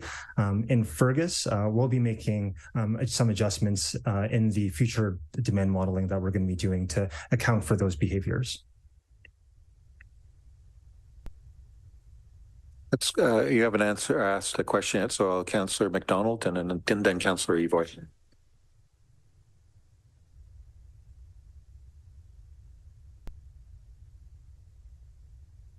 Oh, no worries. Thank you, Mayor Waters. Thanks, Gordon, for a great presentation. I was just curious in your work, especially in Fergus, if you looked at all at in terms of shifting where people are parking. We have a great amenity in the Grand River in Fergus, and it's could be quite a lovely space if we actually got cars out of that space behind the library. So I'm not sure which lot you called that, but if we could reconfigure some of those St. George Street lots, St. Patrick lots, and maybe a parkade behind the downtown on the north side of St. Andrew Street, and then free up that space behind the library to be more of a public amenity space and for the community to enjoy in more green space. So I'm just wondering if you've already brought that into consideration or if that's part of your next phase in terms of future forecasting. Thank you. Through you, Mr. Mayor, that is definitely part of the next phase, is to going into more of those details and understanding which locations and how all those solutions can be turned into a package of solutions that will work together. So that is something that will come into the next phase of the study. Okay, Councillor McDonald and then Councillor Evoy. Through you, Mayor Waters. Just to solidify, the residents that live in downtown Elora is what I'm looking at, and there is also residents in downtown Fergus. I am concerned about safety measures, how an ambulance would get to our residents that do live above the stores. A long time ago, they could park on the street, access to their own car, because we didn't have the tourism that we have now. And so I think it's important for them to have their cars close to them in case they can get themselves to a hospital, but also for our paramedics to be able to get to these places. So I think it's important to have a spot for emergency. I've seen it done in some municipalities, so I don't know if that was considered at all. I just worry about the overall health of the downtown and the folks that live downtown having access. That's all. Thanks. Councillor Evoy. Thank you. Mr. Mayor, through you. Finally, just to reiterate, I didn't see a lot of discussion around evenings, and certainly in Elora, I can almost never find somewhere to park if I want to go out to a restaurant. The problem is not as intense in Fergus, but with our growing downtown, I'm sure it will be very soon. Not sure why we didn't see, so I'd like to see some more of that around evenings. I also didn't see quite enough around street closures, specifically in Fergus. We celebrate, as you mentioned, everybody likes them, but then where there literally is nowhere else to go. And of course, as we look to the future, once again, with two structures coming on very quickly, we can't really afford to wait much longer to figure out where they're going to park. Again, I look to accessibility issues for people with those needs as well. So I look forward, once again, I'm going to reiterate it, to hearing that we are going to have some sort of a structure somewhere in the north. I agree with my colleague about making the riverside a little bit more friendly, a little bit more pedestrian friendly, and using some of the other space available for parking. Okay, any other comments, questions from council? Okay, thank you, Gordon. I appreciate, and we appreciate your answers tonight, and look forward to the next part of your report. So I have in front of me a recommendation that the Council of Township of Central Wellington receive for information an interim report for the 2023 parking strategy as outlined in report CAO 2023-13 dated November 27th, 2023. Do I have a mover for that? Councillor Wilton, seconder, Councillor Craddock. Any other comments or questions concerning that? All those in favor? Thank you very much. So move. Thank you, Gordon. I think he's gone. So. Oh, thank you. Now we're going to move down to item 13.2, battery energy storage system, request for municipal support resolution. And we have a report from Sally. Oh, sorry. Yes. We're going to do the delegations first. So we'll start with Stephanie Bonanza from Electra Energy Solutions.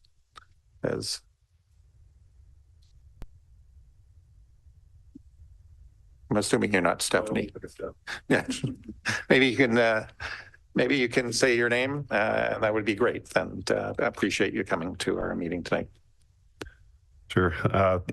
Thank you, Mr. Mayor and council, staff, members of the public. So my name is Dave Anders. I'm the Director of Distributed Energy Solutions with Electra Energy Solutions. Joined by my colleague, Trevor Temshin, Vice President of Development for Convergent Energy and Power. And thank you for the opportunity to speak with you today regarding our proposed Bellwood Energy Storage Project. So just cue, is the slides ready to go? Okay, great. Can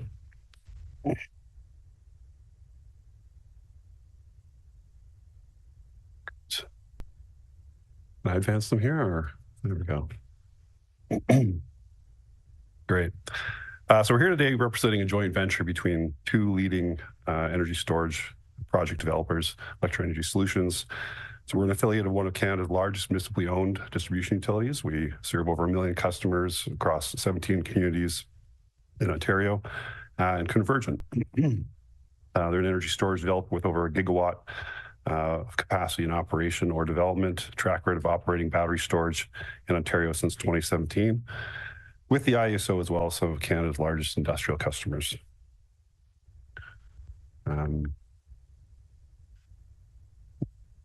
Should put a little chart there, but is it going to show up if I do this? Nope. Okay, so the chart's not showing, but just to provide a little context why we're here today. So the Independent Electricity System Operator, the IESO, they're responsible for managing the real-time operations of Ontario's power system, as well as procuring supply and forecasting the energy demands. Based on the current long-term outlook, the IESO is forecasting a 40% increase in demand over the next 20 years. Based on this, our grid's going from being able to meet our needs currently to having a growing shortfall starting with 2028. And if the chart was working, you'd see that separation between demand and supply.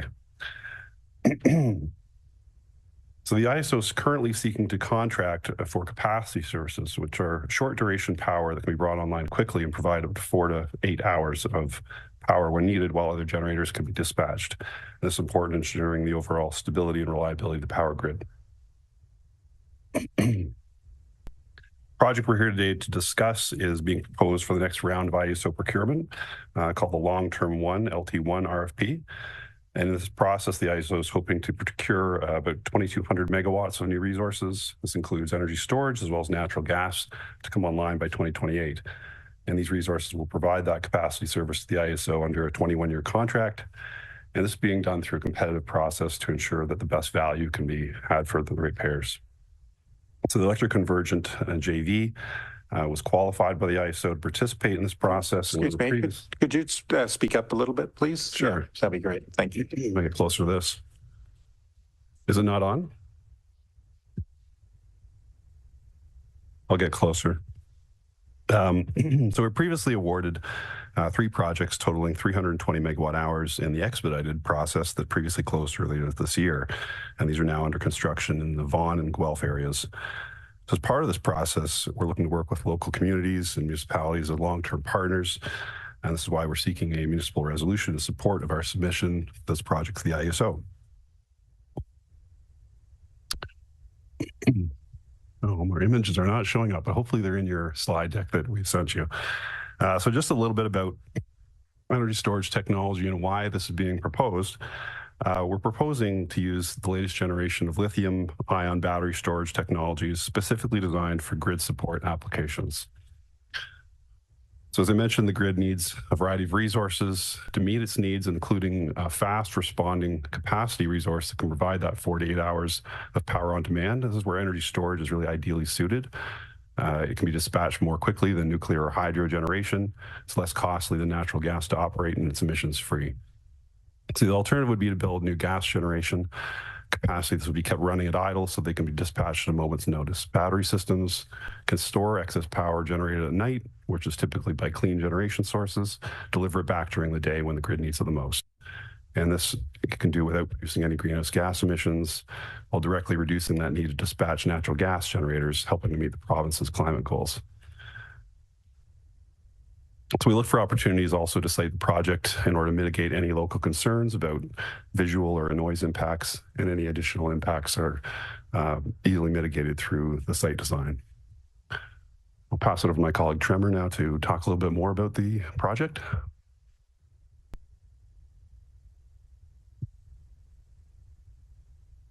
Through you, Mr. Mayor.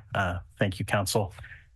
I'll endeavor to be a little bit louder to make up for the lack of pictures. Sorry for that. So we recognize that communities across Ontario have significant concerns about the safety and the sustainability of the projects that are being proposed. And frankly, we agree with those concerns. The Electra Convergent JV is fully committed to ensuring the safety of our systems and the well-being of our customers, our community partners, our employees, and vendors. While the risk of operating electrical infrastructure is never zero, regardless of whether or not it's batteries or traditional solutions like poles and wires, we have a plan that we believe will ensure the safe operations of these systems. I'm happy. I know that we are a little bit time constrained, so I'm going to I provide a quick summary, but I am happy to circle back during the Q&A process. But this plan involves procuring these systems from the best-in-class Tier 1 energy storage solution providers. It involves ensuring that all of our systems, from the batteries right up to the transformers and switchgear, are fully certified and compliant with all of the North American agencies having jurisdiction. It ensures that all of the projects that we are developing will go through a comprehensive and site-specific hazard mitigation study, and that hazard mitigation study will be used to inform an emergency response plan.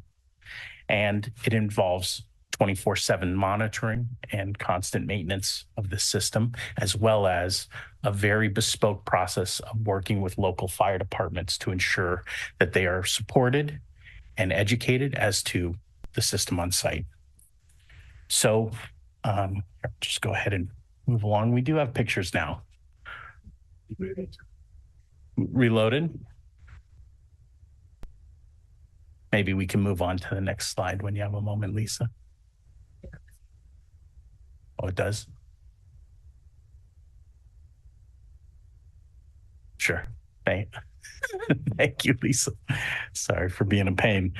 So one of the big questions that's come up is, why Center Wellington? Why locate an asset like this, an energy infrastructure asset, in a rural community? And we went through a pretty extensive process of looking for sites across Southern Ontario in anticipation of this RFP. As David mentioned, we've already gone through this process once and been awarded 320 megawatts in the first procurement cycle. So we're familiar with the way this process works. And the IESO, for this process and for the previous process, they conducted what's called a deliverability test study. And what that means is they looked at the province. And again, the IESO manages the supply and demand of electricity in the province. They looked at the province from an electrical standpoint, and they said, we need new generation. Where can we fit that generation? And for this round, the LT1 round, they've explicitly prohibited new assets north of Barrie. And they've also identified areas through the deliverability test process where there's just no capacity to interconnect new generation, areas like Windsor, parts of the GTA, parts of Ottawa. These are areas where, even though you're close to the load pockets, you're just not able to interconnect new resources. So we identified a site, we're calling it the Bellwood site. And this site, it does have the available capacity to interconnect this resource. It's also a large parcel that will allow the system to be sited close to the high voltage system that the IESO and Hydro One operate. It's land that's not considered to be prime agriculture. And lastly, we have a very supportive landowner who's agreed to lease us the site for the 21-year term of the contract. So if we can move on to the next slide, Lisa, please, thank you. So the big question is, how will this project benefit South Frontenac? And if this project is I'm sorry, not South Frontenac, how Center Wellington, neither do I. So how will this project benefit Center Wellington? Well, if this project is selected by the IESO, it'll provide several benefits, both locally and to Ontario as a whole. First and foremost, the Electric Convergent JV is offering the Township of Center Wellington a community partnership payment of $1,000 per megawatt awarded per year. So that's about $250,000 per year that we're envisioning the township will use in the way that you best see fit. This funding, as well as any increase in local tax revenue that comes from a potential rezoning process, will ensure that a meaningful portion of the benefits of this project stay in Center Wellington. And again, that's part of the reason that we're looking at this as a real partnership. We want this. We know that this is a bit of a different approach to take in a community like Center Wellington, and we recognize that we want some benefit to really to serve this community. So beyond the financial benefits, we know that this project will create jobs both during the construction phase, but also long-term jobs during the operations and maintenance phase. This project will help support the resiliency and the reliability of the electrical system in this community. It will contribute to the reduction in electricity costs for all of Ontario's ratepayers, and it will reduce this province's reliance on natural gas and reduce greenhouse gas emissions, which is obviously an important consideration when you live in a place as beautiful as this. So considering these benefits, we believe that this system is a win-win for this community and for the clean energy transition. So moving along here, being mindful of time, the Electric Convergent JV is here tonight seeking a municipal council support resolution for this project. And to be clear, the support resolution is not a full and final approval of this project. The way that the IESO has structured this, a municipal support resolution is essentially a community saying we're willing to consider hosting a project here. This project, if it was selected, would still go through the full township and municipal permitting and approval process, the zoning process, the interconnection process with Hydro One and the IESO, the environmental impact studies, including noise emission studies that are managed by the Ministry of Environment and Conservation, and full inspections by the Electrical Safety Authority and other agencies having jurisdiction. So again, this project would not come online until 2028, and we see a lot of partnership and collaboration with the township leading up to that date if we are selected.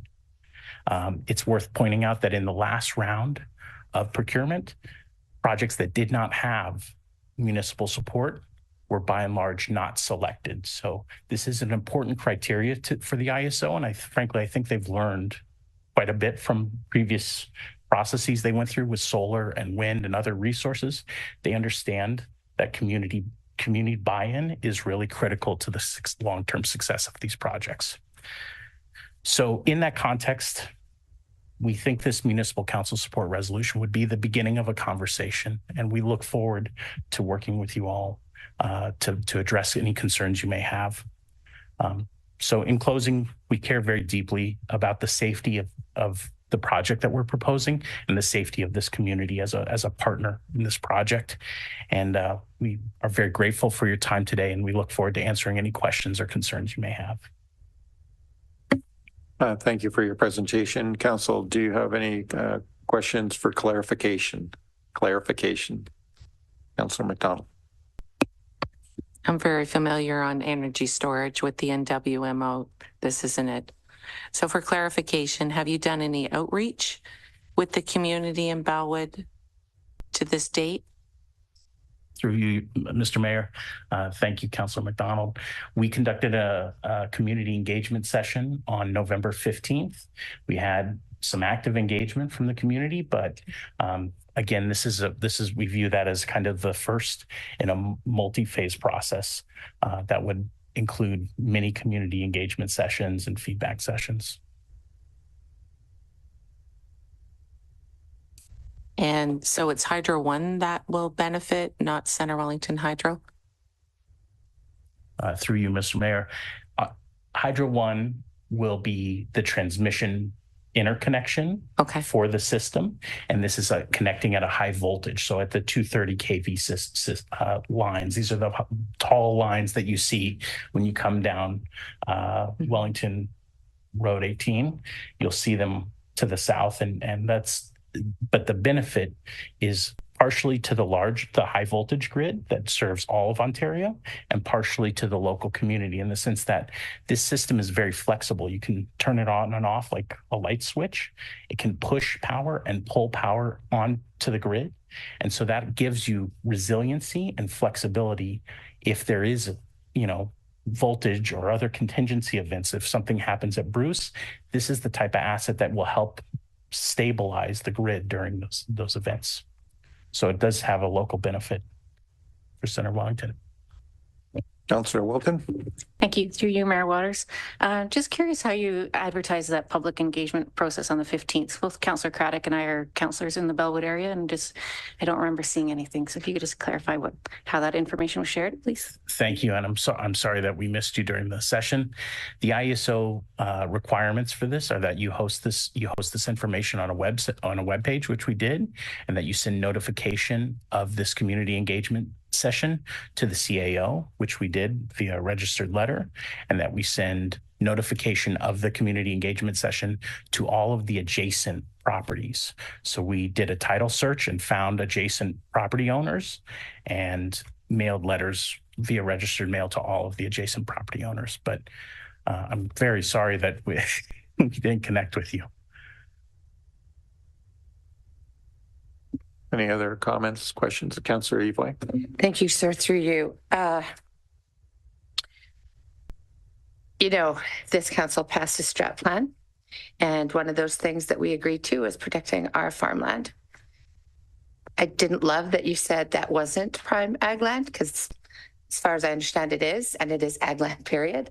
So frankly, I'm struggling with it. I'm struggling with it based on what we agreed as a council to stand for. And even the concept that you so comfortably say it's not prime, I wonder where you found that out, because in my research it is. And to know us is to know that our agriculture land is very, very important to us. So I'm struggling a little bit with the delivery there. Through you, Mr. Mayor, I appreciate your comment. Again, we went through the municipal zoning documents, and they do indicate that the land is zoned as agriculture, but prime agriculture is a different designation in my understanding. And I understand, to your point, it may be a non-existent definition, and so I appreciate your concern, and I value your feedback. Thank you. Any other questions for clarification? Okay. Thank you for your presentation. Now we're going to move on to our next delegation. Is Andrea? Is that? I'm not sure if that's how I pronounce it. So from APA Power.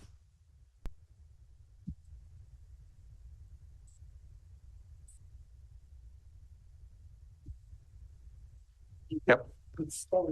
Yes. Okay.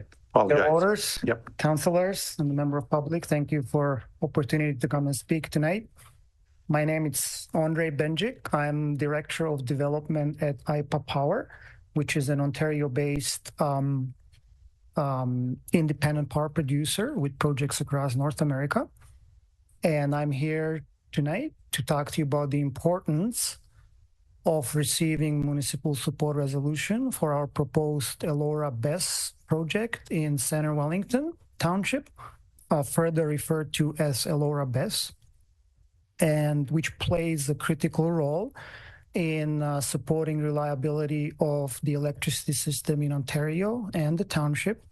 It brings economic and environmental benefits to the township and direct financial support to the community as well.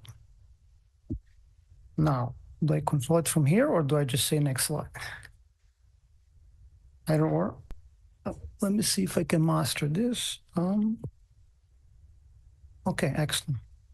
So I'd like to start with briefly just mentioning who we are and mention about the project, and then really focus most of the time on the feedback we received from the community engagement and the actions we have taken as a result of that feedback, including show you some visual renderings of the project, speaking directly to some of the concerns that we've heard, like aesthetical view of the project.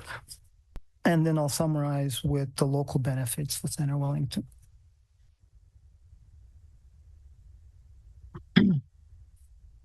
So IPA Power is a Canada-founded energy transition leader with a mission to responsibly decarbonize the grid to make North American energy markets more affordable, sustainable, and efficient. IPA is an independent power producer. We build world-class dispatchable energy resources through standalone energy storage and renewable hybrid projects. Our values, our core values, center around safety, trust, integrity, innovation, and environmental justice. Our work is community-driven and partnership-led. IPA has over 15 gigawatt of projects in development across North America, which represents 60 plus utility scale projects. And 32 of those projects are in operation or construction in the present. We are proud to be based in Ontario, Canada. And as such, our team has spent years researching and investing in battery energy storage technologies, applications, and uses to bring 30 projects safely online in Ontario.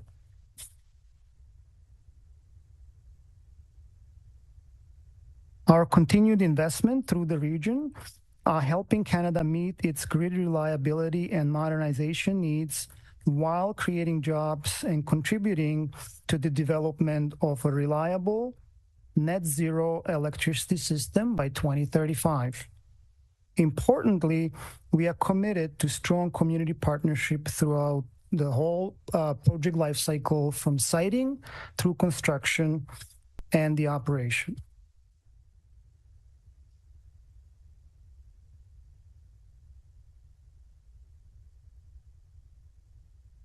Elora BESS project is targeted to be located in a unique location close to the Hydro One transmission line at the location of 6235 Guelph Street on a footprint of 12 acres of private agricultural land. The nameplate capacity is 211 megawatts, and the critical dates include start of construction, end of 2025, and target commercial operation in May 2027. We are currently very active in all key development fronts, including municipal development, where we are conducting a thorough review of permitted land uses, including the County of Wellington official plan and Center Wellington zoning bylaws. We are preparing trucking logistics and road safety impact assessment. And also we will commence the planning process with the township early in 2024. From community engagement, we have completed 2 public community meetings. One was the in-person open house on October 16th, where we have engaged in meaningful discussions with the residents about their concerns. And then after the a reasonable amount of time for residents to digest these concerns, we have given second public meeting, which was virtual, on November 25th. The minutes of all these meetings are currently posted on the project website, which is elora.ipa.com. And we have also started Indigenous community engagement, and we'll follow through with that to fulfill duty to consult. From environmental perspective, we have multiple studies underway, including environmental heritage, cultural heritage, archaeology study, noise impact, as well as class environmental screening, which considers all the relevant government agencies, including the Grand River Conservation Authority and all other authorities having jurisdiction.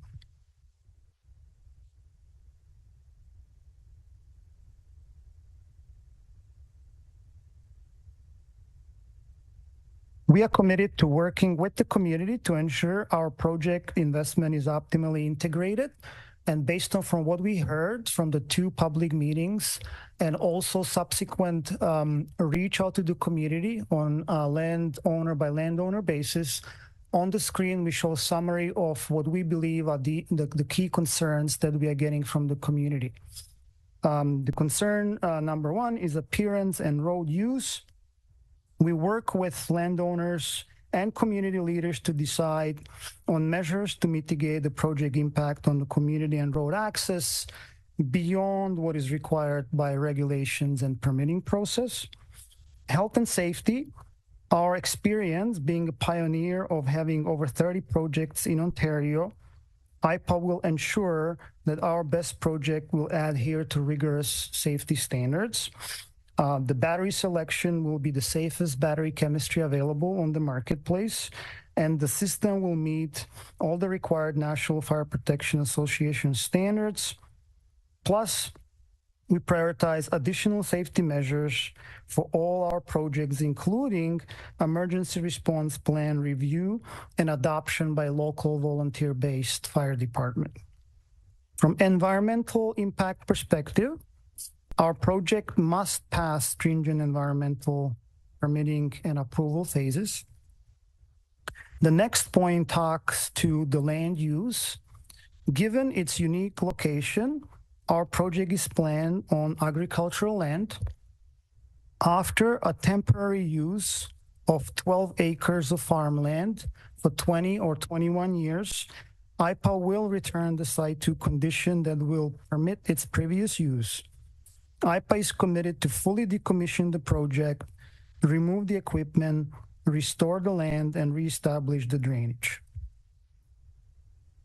From security perspective, we are dedicated to ensure a secure and safety environment of our facility through various measures, including perimeter fencing, alarm system, video surveillance. And then from a noise impact perspective, we are preparing to conduct technical studies that will assess noise impact and incorporate those insights into the design of the facility, following the noise pollution control guidelines, aka NPC 300, to comply with the Environmental Protection Act. If I can draw your attention to the screen, we'll go over a couple of renderings. The pictures show renderings with proposed visual screening. Important to say up front is that IPA will work with the council and the public to tailor the visual screening to the community preferences. So the first rendering shows the view of the facility from 2 Line, looking south towards the Elora BESS project. You see the facility set back about 250 meters south of the 2 Line. And the importance of this rendering is to show the diverse botanical garden that has a goal to provide higher than 90% visual screening. You may also see there is a berm underneath the trees of 4 feet height currently proposed. So we actually have shown rendering from a bit of a bird's eye perspective, because at the street level, it'll be very difficult to see the facility driving along the 2 Line. The next rendering is shown from the position of Tower Street South or Highway 6 looking northwest, driving from Guelph, looking northwest towards the Elora BESS facility. And again, here we are showing a bird's eye perspective, because from the street view level, it'd be very difficult to see the facility due to the planned tree line visual screening along the facility. The next rendering shows the point of view from the intersection of 2 Line and Tower Street South, looking southwest towards Elora BESS. So the road on the right side leads to Elora, and the road on the left side is the Highway 6 leading to Guelph. The purpose of this rendering It is a full rendering. It shows the natural stone facility at that corner.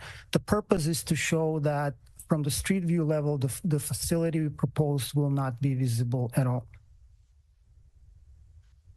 And the final two renderings are close-ups of the facility. One on the left side, the purpose of this rendering is to show a close-up view of the in-ground water tanks. You see the concrete pads on the left side of the picture. At the access road entering to the facility for the, if need be, for the fire department to access the water as means of minimizing the reliance on the township water services. And then the picture on the right-hand side, the importance of this picture is to show proportions of the Elora BESS structures compared to the existing high voltage tower that it's existing at that location. In conclusion of showing these renderings, the proposed design is not final. IPA will take guidance from the township staff to adapt the project as required.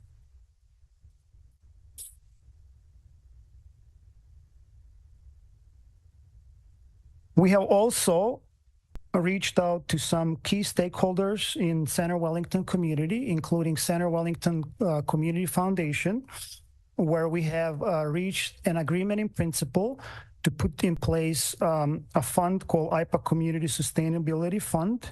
And here's a statement by Randall Howard, chair of the board. The purpose of the fund will align with IPA's Power's mission to focus on being a good neighbor and work collaboratively with partners to improve surrounding communities and the environment, and will support local charitable activities and cause of the foundation, and in particular, three key areas: environment, education, and community well-being.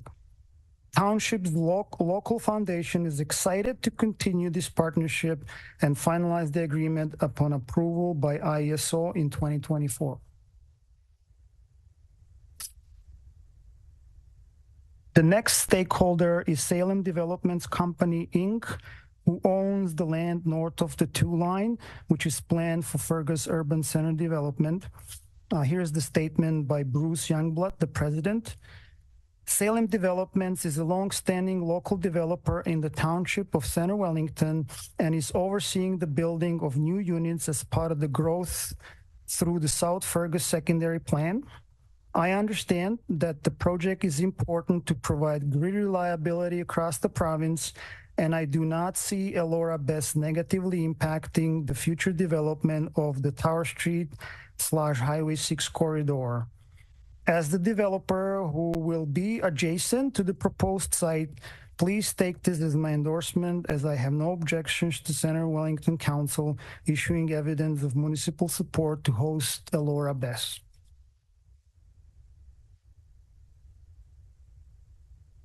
Elora BESS will drive a major economic activity from a highly concentrated footprint of 12 acres. It will employ approximately 200 to 300 labor and construction jobs and approximately 6 full-time positions over the operating life of the project. From direct economic impact, IPA Community Sustainability Fund will with immediate and in perpetuity investments will leave a long-term legacy for the community. The agreement is to invest total $2 million of the project revenues over the operating life. Millions of dollars in direct tax revenue over the lifespan of the project will flow directly into the township. From local partnerships perspective, IPA will engage local professional associations and labor unions for hiring and contracting to ensure, as well as ensure equitable access to employment. And environmental benefits, Elora BESS supports Central Wellington Township in achieving objectives outlined in its 2023-26 strategic plan and its energy conservation and demand plan by implementing proactive climate change strategies and reducing its environmental footprint as battery energy storage supports the electricity grid decarbonization.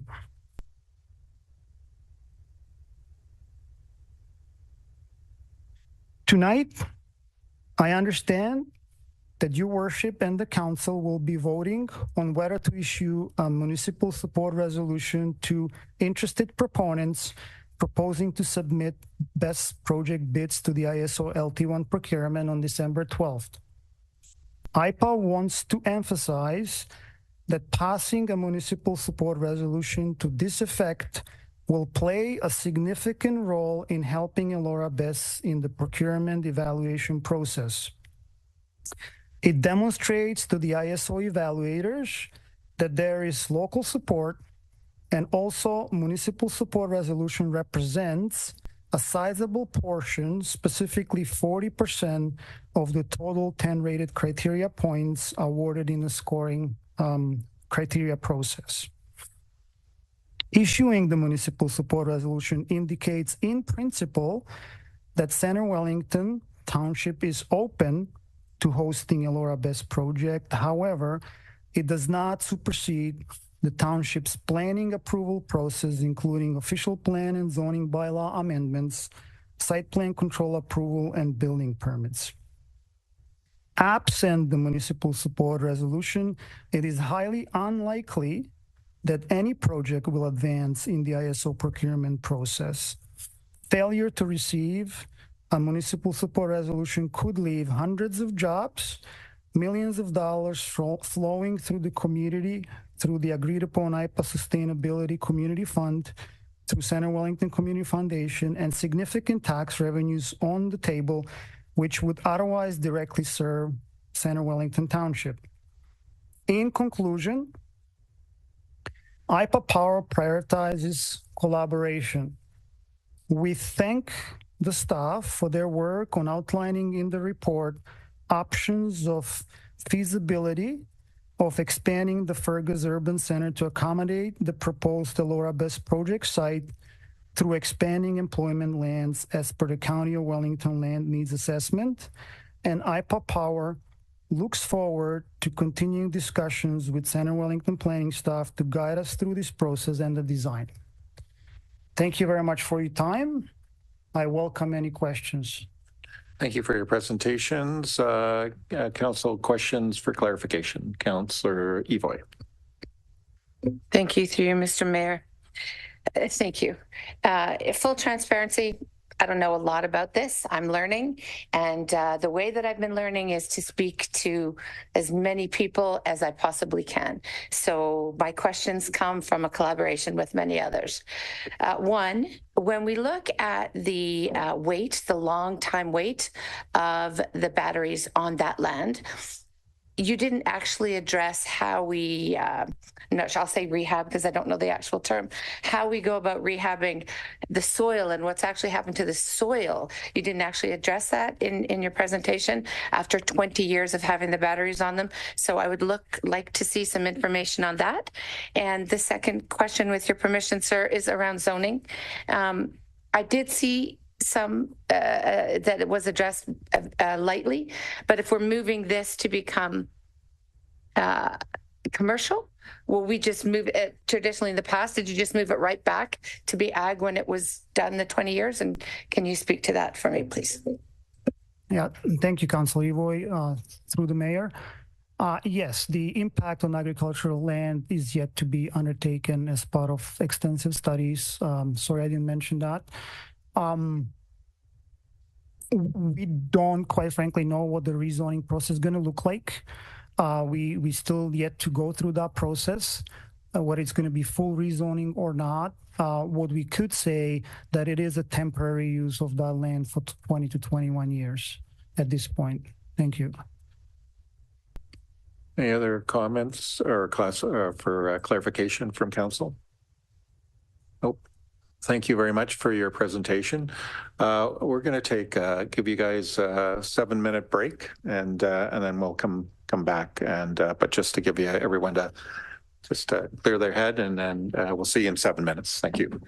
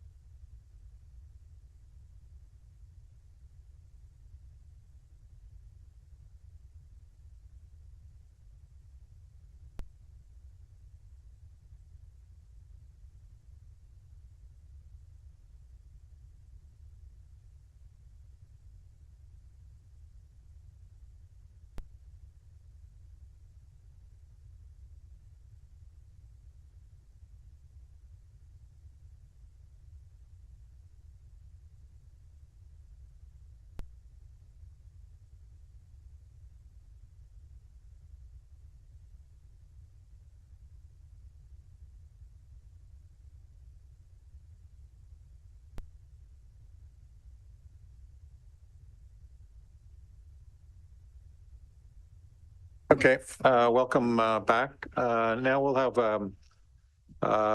have a presentation from a report from Sally Lynchfield, Economic Developer Coordinator. And where's out there? Thank you for coming back. Thank you through you. As per Council's motion at the October 30th Council meeting, staff were directed to conduct an analysis on the battery energy storage systems being proposed locally for further consideration. So that's what the report is that you have, so just highlighting some key findings for your information. I'll try not to repeat what we've already heard today. But Ontario is forecast to be short on power, and the IESO is looking to add capacity across the province. Through that, they opened up a long-term request for proposal. And through that, two parties, as you've met today, have identified project sites in Centre Wellington and intend to submit proposals to the IESO. The IPA Power site at Second Line between Guelph and Highway 6, and the Electropower site in Bellwood on 18 between 5th and 6th Line. Both of these proposals are for battery energy storage systems to benefit the provincial grid. Both of these locations are zoned prime agriculture in the county official plan and agriculture in the township zoning bylaws. Municipal support resolutions are not mandated. However, they are considered a benefit, with 4 of the 16 points in the evaluation criteria being allocated. Battery energy storage systems generally look like storage shipping containers situated on concrete pads. And again, we've heard this evening, they store low-cost power when demand is low and feed it back into the grid when demand is high. In preparing this report, we asked for input from all departments and received comments from planning, fire, finance, and economic development, all of which are in the report. Based on our review, a battery energy storage system would require both a county official plan amendment and a township zoning bylaw amendment. Staff believes such amendments would be difficult to support for any project located in an area zoned prime agriculture. For Council's consideration, therefore, the recommendation gives 2 options. Option 1, grant a municipal support resolution for one or both projects. And option 2, do not grant a municipal support resolution for any proposals on prime agriculture. Happy to answer your questions. Thank you, Sally. Questions for Sally? Council? No question. Okay. So no questions, comments. Okay. So we have a couple of options here in terms of option 1 and option 2. And so where's council's head on this? Yes. I would like to suggest a third option, that we separate option 1 into 2 so that we can consider IPA Power and Electropower separately, please.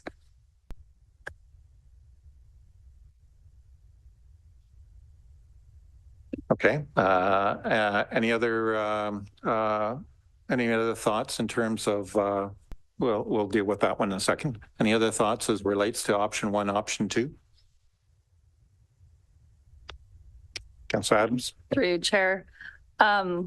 Just, I think a comment here. Although I really do appreciate IPA Power's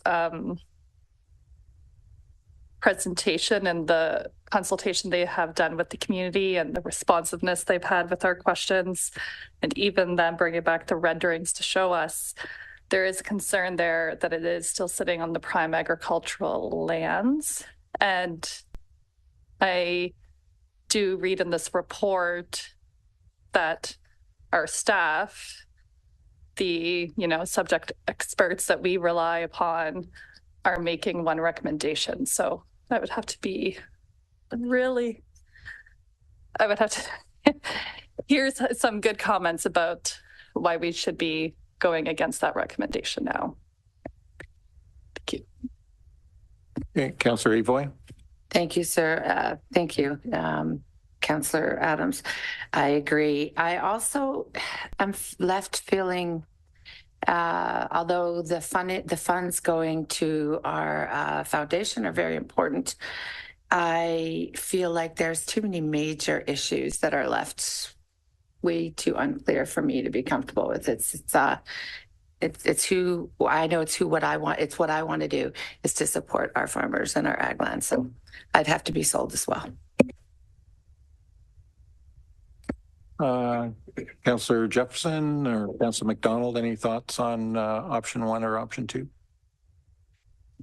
Through Mayor Waters, so I understand storage very well. I also understand, although it's prime agriculture land, the owner of the land, this is something that they want. And I think when we're looking for energy storage, that's half the battle. By endorsing this, this is just the beginning of a review, and we can opt out at any time, is my understanding. Similar to what the NWMO has been doing. You know, they put an office in the town and they're educating the town. And if they decide not to opt in, then they don't and they move out. So my understanding of the process is that's the same. So that's where I'm at. Councillor Jefferson, any thoughts? I don't know. So both facilities are looking at like 20-year leases. Prime ag land. Yeah, see, it's the prime ag land that gets me. And I don't know, because then it was talking about going into like our labor land in Fergus, if we can utilize something there. But I'm assuming that they're needing to be by the high power towers that we need to have that by. I'm just totally on the fence right now. Mm-hmm.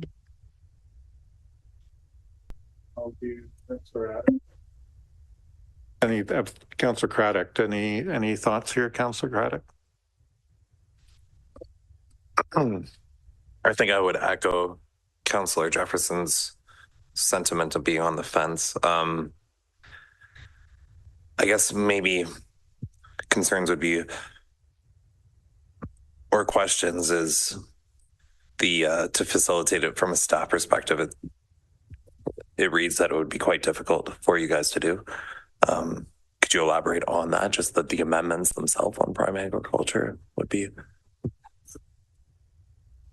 Well, I'll do the best I can. You know, I think the report suggests that there's just really not a whole lot of information for us to digest on these facilities or what the planning process might be. So, but clearly in both cases, they're on land that is in the policy context, what counts is being a prime agricultural area, which is an area of land where prime ag predominates.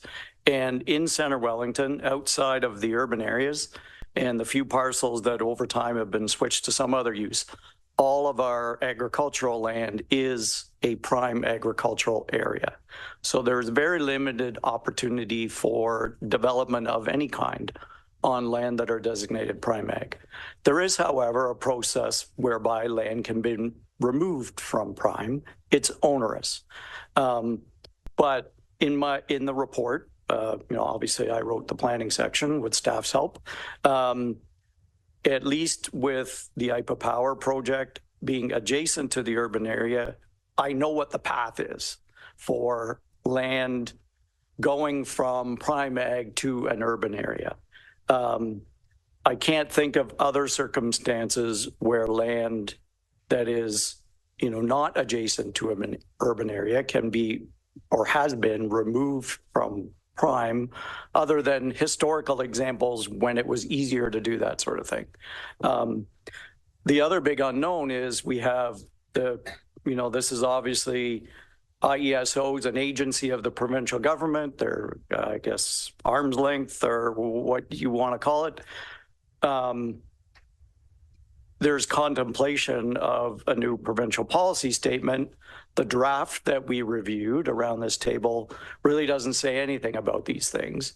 So we're not alone in terms of being a municipality that's going, what are we supposed to do with these? And even amongst the examples that we've seen, of procurement that happened before us, one municipality treated it one way that we've seen, another one treated a different way. We don't have definitive answers. But what we also know that is possibly could provide relief or not is a new provincial policy statement is supposed to be coming. And we don't know when that shoe is going to drop either. So I guess really the message to take away from our report is there's quite a bit of uncertainty. Clearly, uses are intended to be that are not agriculture are supposed to be directed away from prime agricultural lands. Again, with the caveat that there is a process for expanding the urban boundary. Clearly, the exercise that we've gone through with the county and our own exercise, we need to expand the urban boundary to accommodate urban uses. The battery energy storage appears to me to be like an urban use. And policy would say they should be in an urban area, certainly not on prime ag land.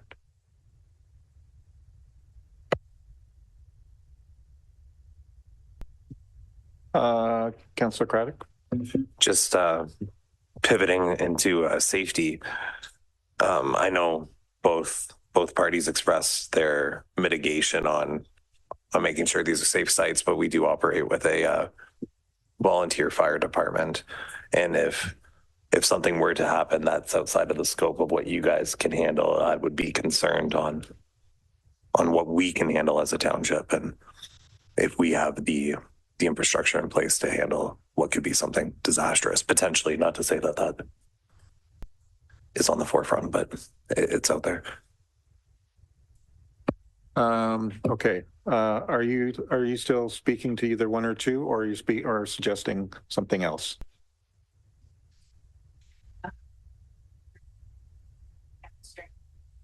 Well, yeah, no, that's fine. I just want to get sort of one and two sort of dealt with, and then we'll come to you. So, Councillor Adams. Through you, Chair. So this is a question for staff. So reading the planning section, it says, both proposed locations are on lands designated as prime agricultural with some greenlands, core greenlands, and areas containing natural heritage features. The provincial policy statement 2020 and provincial plans require that prime agriculture areas be protected and designated for long-term use for agriculture. Municipalities must be consistent with the PPS. So then my question is, would giving approval to either one of these applications align with this statement? Councillor Wilton. Sorry, I'm always a supporter of prime ag land, but in this particular situation, energy is also a provincial directive and a provincial priority. So providing energy sources for the province is a priority, and sometimes municipalities have to play their role in that. And so I think in this particular case, we're not approving anything at this stage in the game. We're providing, it could bring some financial gain back to our community. And at any point in the process, if those planning hurdles can't be overcome, but if the province decides that these sites are strategically located for the energy grid, then they're probably going to make it easy for the municipality to get that planning process taken care of. So I don't think this isn't the end of the road here. It's a very early step. They're still in a competition, and probably a very competitive competition. Thank you for that. Councillor McDonald. Through you, Mayor Waters. I echo my colleague, Councillor Wilton, for sure.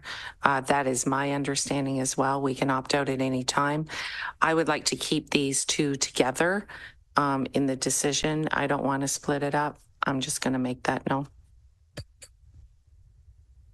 Any other? Yes, Councillor Adams. For you, Chair. I was wondering if we could just go back and if there was, I think I had asked staff if they could provide a response, whether they thought providing this municipal response would be in alignment with those statements. I'm just kind of curious to get, I think, Brett, yeah, I think you've already kind of spoken to it, but you're the subject experts we rely on, and I appreciate Councillor Wilton's words deeply, but I would like to hear from staff. I would answer that by saying it's really premature for us to make a kind of definitive answer as to how the planning process might go.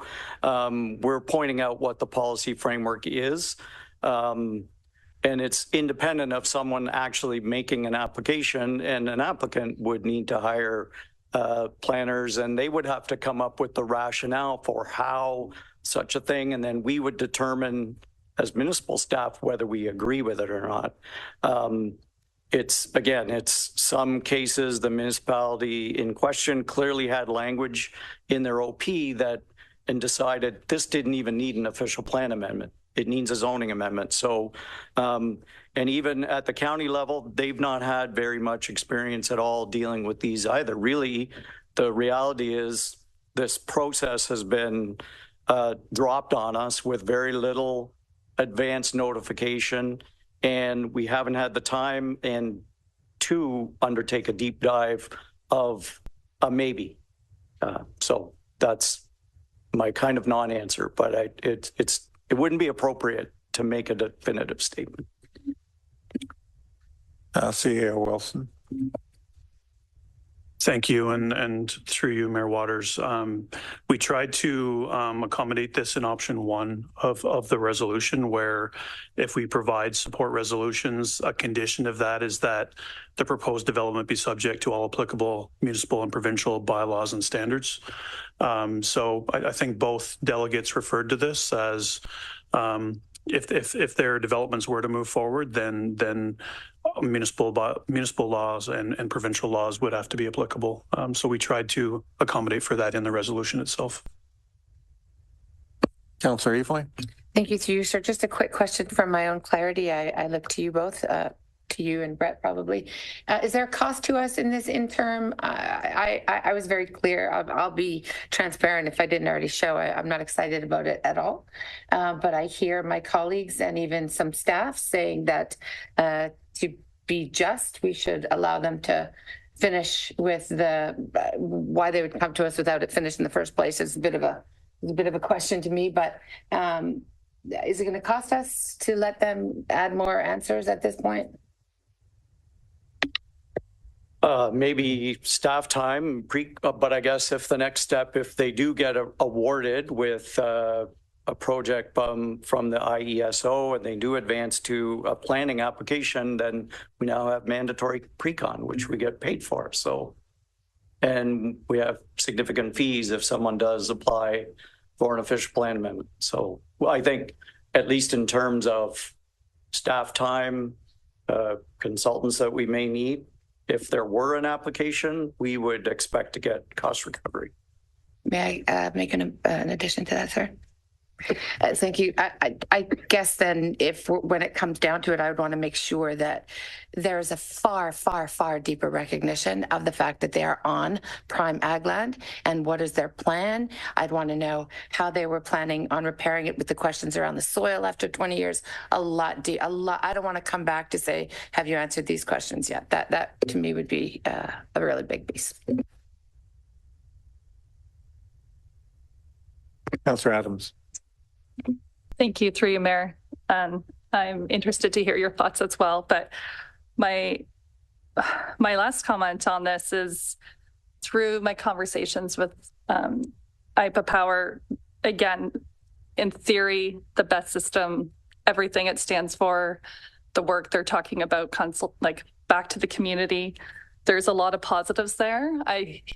We've all shared that our concern is the prime agricultural land. My other concern is the particular location. We talk a lot and we're all talking about there's so much uncertainty in this process. And we do know that the South Fergus secondary plan is going to butt right up to this road. And it's going to be one of our largest, most dense communities in Centre Wellington. So I think that's also something that has been very top of my mind. Okay, any other comments, questions from council? I have a few points to make. I know this for council is a very difficult decision to make, given where we've been at with in terms of our agricultural component. I think part of the thing too you have to think about when you're looking at this is no different than any other kind of development, residential development that goes into the community. And I know we've been struggling with that as well, with the province reversing these properties as well. So we're planning a community and with the need of all types of things. Obviously power is going to be part of that. So it makes it really difficult given the fact that this power is not necessarily it is in Centre Wellington, but it's for the Ontario grid. I know there was some gesture there that Centre Wellington we could be able to tie into it, but all these things are all part of the thought process in terms of how we're going to need to figure out how we're going to grow, and that's just not just in this part of the world, but all through Ontario. Like there is still a plan that's going through 1.5 million homes, and we got to figure out how to do that. So I guess my tough part about this is, again, there hasn't been a lot of pre-consult on this, and we've had this kind of dropped into our laps in terms of how to deal with it. And really, when you think about it, it really, in some ways, is not part of our mandate in terms of looking at this, but it is part of our mandate because we've been asked to participate in this. So I know this is a difficult time. I know the agricultural piece. I know I'm having a real hard time on that part of it. I find it a bit curious that after 21 years, is the need not going to be still there in 21 years? Or what, or do these things get, I don't even understand sort of what happens in 21 years. Is there the opportunity that these things will be reutilized in 21 years because we don't have still the power? But I'm not sure I have a clear understanding of that. So anyways, yes, Councillor Wilton. So in my research on this and speaking with energy experts, they did explain that the 21 years is because the technology is expected to change so much in the next 20 years that these particular facilities are designed for the 20-year lifespan to accommodate changing technologies and over time. So what you're suggesting, there'll be certain efficiencies, there'll be hopefully different power situation in 21 years. Councillor Evoy. Thank you, through you, sir. That actually makes me even more concerned, if you want the truth, because now it says that in 20 years, they'll just have a better, brighter version of what we need on those lands. But like, I don't know better. I don't know about energy. So I hear that the mayor's question kind of like, so in 20 years, we don't need anything like that. And then it can go back to AgLat. Anyways, yes, Councillor Adams. I just have a clarification question.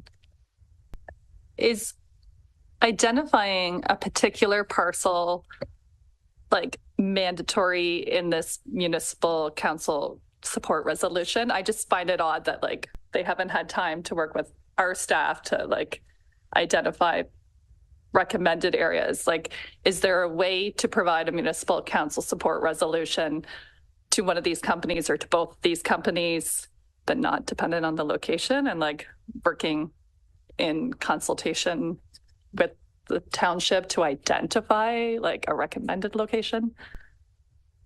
I'm not familiar. We're not energy experts to be able to go through that analysis.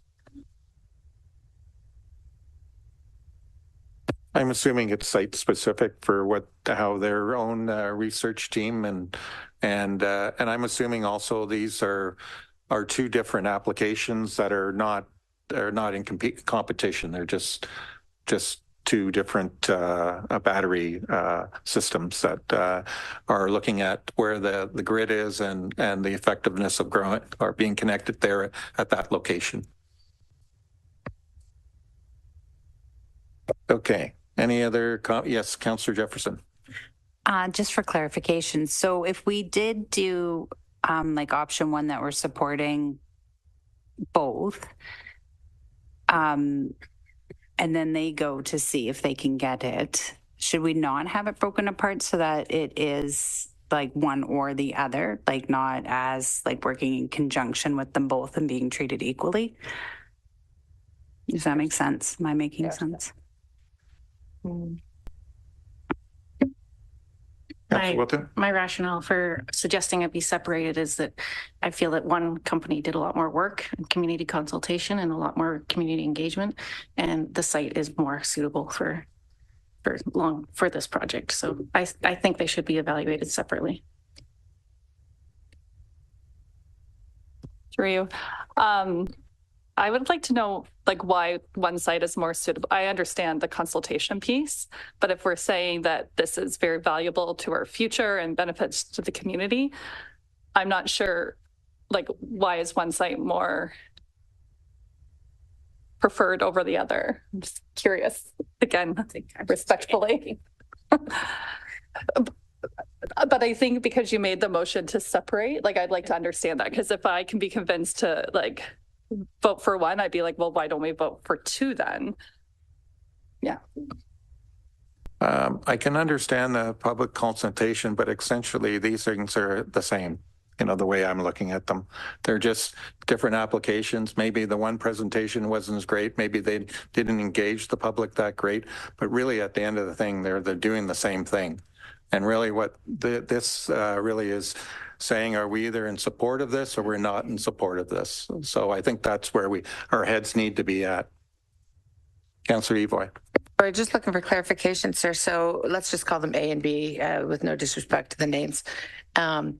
If we go back to consultation, does that mean more companies can send in more applications, or is it closed that these two people, nobody else can compete? Say one won and one, to my colleague's point, one did and one didn't. Can someone else come in, or can someone else come in now and apply, or is it like, whoa?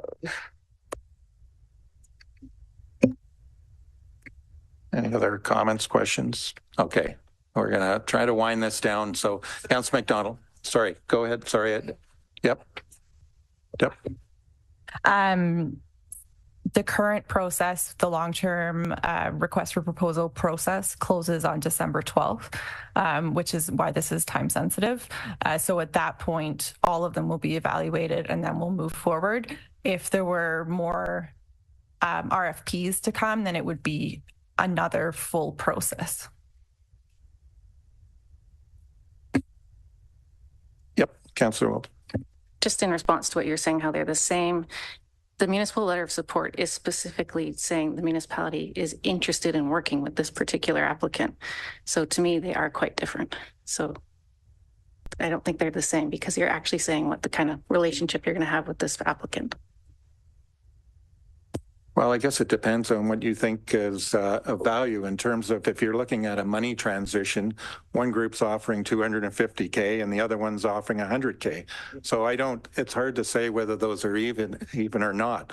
But yeah, but you know, so if you're looking at sort of what are the benefits for the community, and if you're looking at, we need rinks and we need indoor park facilities, and if you're looking at the financial piece, the one seems more financially viable for our community than the other does. So I don't think it's hard for me to sort of take these any differently. I think if you end up looking at this and you just say, hey, you know, you go with say option one tonight, it does kick the ball down the street and gives an opportunity to have maybe sort of those more fulsome discussions. If you take option two, then the discussion is pretty much done. So that's really, I think I think that's where we're at now. So we're going to say, we're going to kick this ball down the street. It doesn't guarantee anything. Or are we going to just say no to it completely and just move on and talk about other lovely matters? Thank you, sir, through you. Say that they come back, we tell them to go ahead and look, and we don't actually like what they bring to our table. And we say, okay, bye, we're not going to do this with you. Does that then open up an opportunity for another best company to come in and say, well, we have a better offer? Like I'm just wondering, why is it these two? Oh, okay, these two are on the table, but I wasn't sure if our discussion was around, are we going with these two or are we going with this at all? And that's what I'm trying to find clarification around. Regardless of exactly with whom we're dealing, are we agreeing to do this? I thought this meant we're agreeing to get more information on deciding if we're doing it, but I guess it's about, so you're nodding yes? Is that what that would be? Yeah. Through Mayor Waters, I think Sally had mentioned that through this round of proposal submissions through IESO, there are 2 interested companies in Center Wellington, and that's what we're looking at today. So you're looking at specific support resolutions for those 2 individual companies to move on to be evaluated by IESO, but still be subject to municipal legislation, provincial legislation. So that's what's on the table today. Whether there's future rounds of proposals with other companies, that's yet to be determined at this point. Okay. One more. It's not a question. I was just going to say I would like to make the motion for option 1 for the recommendation. If there's a second.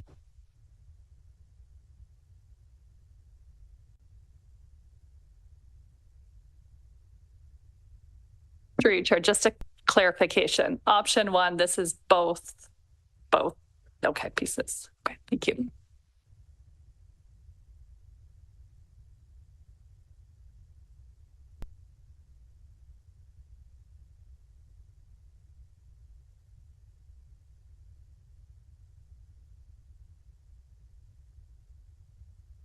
Thank you, Dan. I'm glad you're here, Dan. Okay, so we have a mover, we have a seconder. There's no more comments, questions? Okay, all those in favor is option 1? All those against? Okay, so it's option 1, so moved.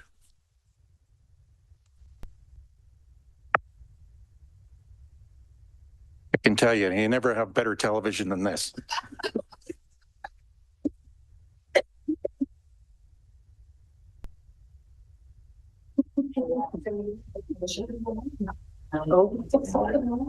Yeah, we're just going to, we're going to have to go to council to extend the meeting. I know you love this part of this process. So we have a motion here.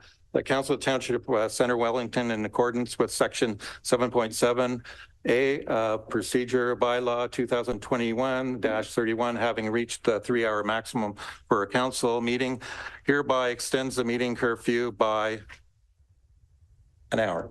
Okay. Do you have a mover for that? Bronwyn, seconder. Dennis. Sorry, Councilor Craddock. All those in favor? So moved. Thank you. Okay. Okay, so we're down to 13.3, 2023 Annual Emergency Management Program Report, and a report from, hey. Speaking of good TV. Okay.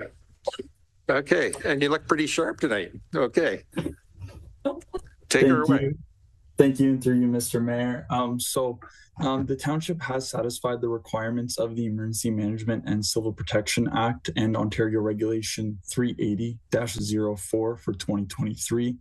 The following report in front of you outlines the municipal requirements and how Center Wellington has fulfilled these requirements for 2023. The Emergency Management Program Committee met in person on February 28th, 2023, to review the township's emergency management program, including its hazard identification and risk assessment, the emergency response plan, training needs, proposed annual exercise, and public education. In regards to the emergency response plan, the existing plan was adopted by council in fall of 2020. For training, the required prescribed training for 2023 has not changed from the 2018 guidance note on training requirements issued by Emergency Management Ontario. The township's municipal emergency control group have satisfied the training requirements for the year. Additionally, throughout the year, we have offered additional training opportunities such as EM 200, the basic emergency management course, which was offered June 28th and 29th, the senior elected officials workshop on June 23rd, IMS 200, the basic incident management system, offered on October 19th and 20th, a self-paced municipal emergency control group essentials PowerPoint presentation, as well as a self-paced emergency operations center functions training. In regards to the annual emergency management exercise, the exercise was based on a dam breach scenario of the Shan Dam, and all exercise objectives were met. Throughout this exercise, we identified 3 key points from the exercise, 3 key takeaways, one being partner agency participation. The control group felt that it was extremely beneficial for the communication and flow of accurate information to have external agencies and organizations present at the exercise. But it was noted that the control group would like to see more external stakeholders involved more regularly, specifically the Canadian Red Cross moving forward. The second key takeaway was in interoperability, and it was identified that improved interoperability among all players is key moving forward, but particularly with the GRCA. Lastly, increased communication was also noted as the importance of communicating key messages with the public and stakeholders before, during, and after incidents is extremely crucial. In regards to public education, the emergency management team attended the Mayor's Town Hall on May 16th and the Center Wellington Fire Open House on October 14th to provide emergency preparedness information and promos to the community. The Emergency Management Division continues with the Do One Thing promotion. Emergency preparedness messages were available through the Wellington Advertiser, on the county social media, as well as on local radio stations. For critical infrastructure, we are currently working with the County GIS to update and simplify the critical infrastructure layer with the mapping software, and is expected to be completed by the end of 2024. In conclusion, the Township of Centre Wellington has fulfilled the mandatory municipal requirements set out in the Emergency Management Civil Protection Act and Regulation 380-4 for 2023. Open to any questions. Thank you. Thank you, Nathan. Comments, questions from council? Okay, well, thank you, Nathan. We have a recommendation that the Township of Centre Wellington Council receive Emergency Management Report EM 2023-01 dated November 27, 2023 regarding the status of the Township Emergency Management Program for 2023, and further that Council of the Township of Centre Wellington accepts the annual status report of the Township Emergency Management Program for 2023. Do we have a mover for that? Councillor Ivor, seconder, Councillor Jefferson. Any other comments, questions? All those in, yes. Very quick question, sir. Do we go every year or every 2 years or once a term? Ask the man there. The man? Every year. Okay. All those in favor? So moved. Thank you, Nathan. Thanks for joining, and we'll see you soon. Thank you. Okay, we're going to go down to item 13.4, posted speed limit bylaw update report. Adam. Hello, Mayor and Council. Pleased to join you this evening virtually, and this is bringing back some pandemic memories here, and I'll try to remember how to do this, so let's go. So have a report in front of you here. So in April 2023, staff presented our annual speed limit and traffic calming review recommendations report. This report included a review of current posted speed limits on several road segments. And as a result of this review, we recommended reducing speed limits on 26 segments. In addition to the segments we evaluated through that report, I wanted to bring to Council's attention some additional recommendations for speed reductions we're making on Geary Road, and that's from Colburn Street to Wellington Road 17. This additional change is in response to some concerns voiced by residents throughout the summer and fall in 2023 when an increase in heavy truck traffic was observed on the road.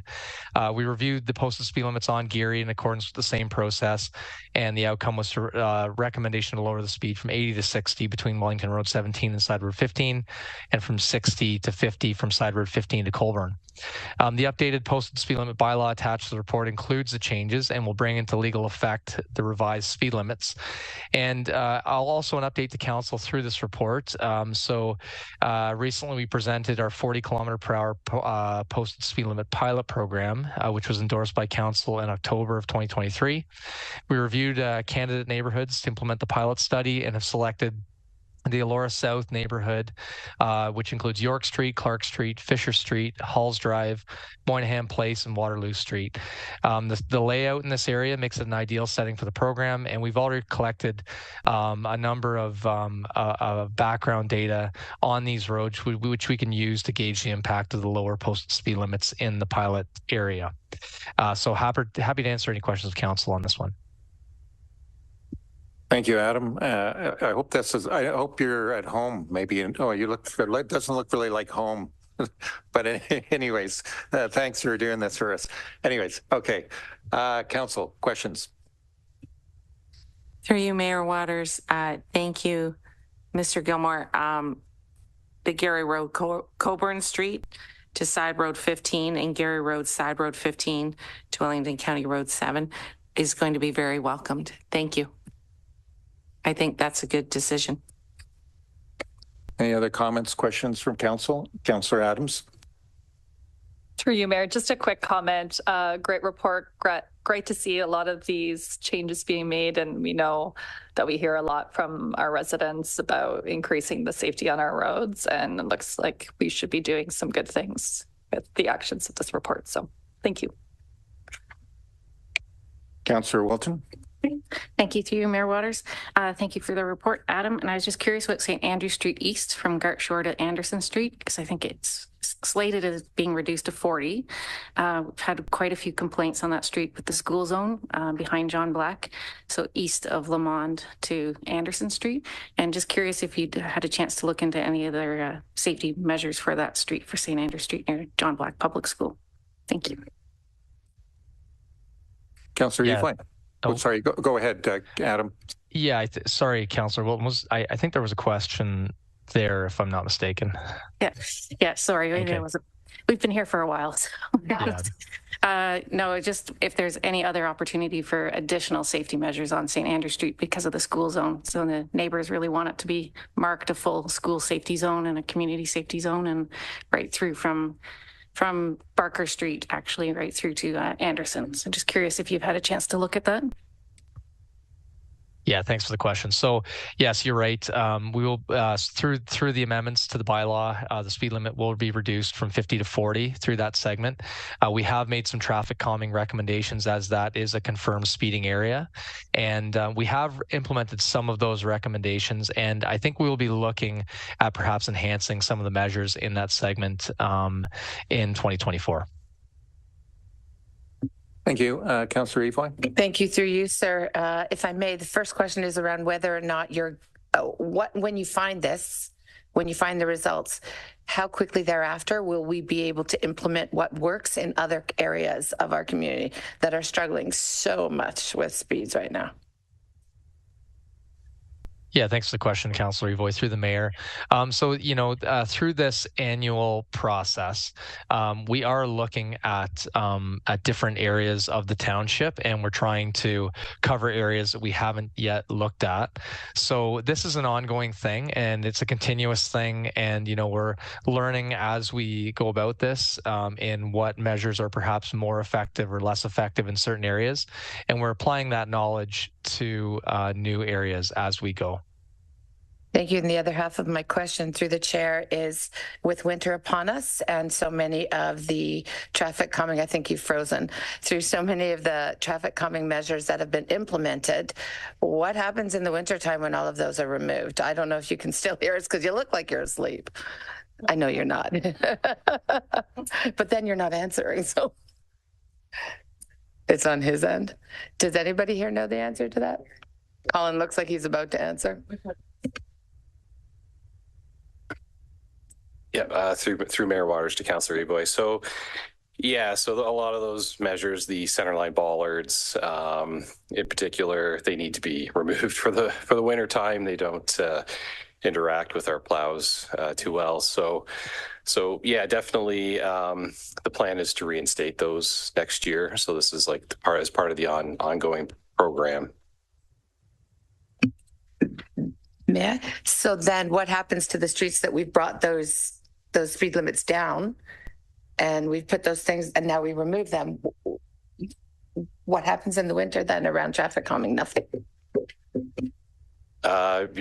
Yeah, so that's a challenge for sure. And I don't know if there's a great solution for that in the wintertime.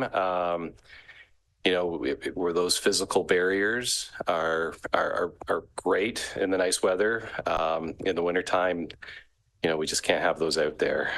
So they're not compatible with road maintenance activities. That being said, if there's a best practice out there, if there's something that another community has looked at or another technology, we'd be happy to consider. Okay. Any other comments, questions from council? Okay. Thank you both Colin and Adam for tag teaming there. We have a recommendation that the Council of Township of Centre Wellington authorize the mayor and clerk to execute a bylaw to regulate speed in the Township of Centre Wellington and repeal bylaw 2022-52 as outlined in report number IS 2023-31. Do I have a mover for that? Councillor Wilton, a seconder on that. Councillor McDonald, any other comments, questions? All those in favor? So moved. Thank you. Item 13.5, agreement with Suncor for the reconstruction of St. David Street North. Report from Adam. Okay, thank you, Mayor and Council. I think I'm back here. Apologies for the glitch there, and thank you, Colin. So I'm going to share my screen before I get started, and if I could just get perhaps a thumbs up that everyone can see my shared screen. Great, thank you. We have approached Suncor, who is the owner of 390 St. David Street North and 115 St. George Street East, to establish an agreement in advance of the reconstruction of St. David Street North. So these two properties owned by Suncor historically were used for the storage and dispensing of fuel. And these properties are known to be contaminated. So they're known to have contaminated soil and groundwater. And so when we reconstruct St. David Street, we'll be excavating along the frontage of these properties. And there's a high likelihood that we will encounter contaminated soil and possibly groundwater during construction. So we want to ensure that any additional cost to the project associated with the disposal of contaminated material is paid for by Suncor. So this agreement indicates that Suncor will pay the incremental cost of disposal of those materials. So anything that's in excess of what we would pay normally. And it also states that Suncor will remain responsible for any contamination either on their property or off their property that remains after we have completed our construction. So happy to answer any questions you have. Okay, council comments, questions, council.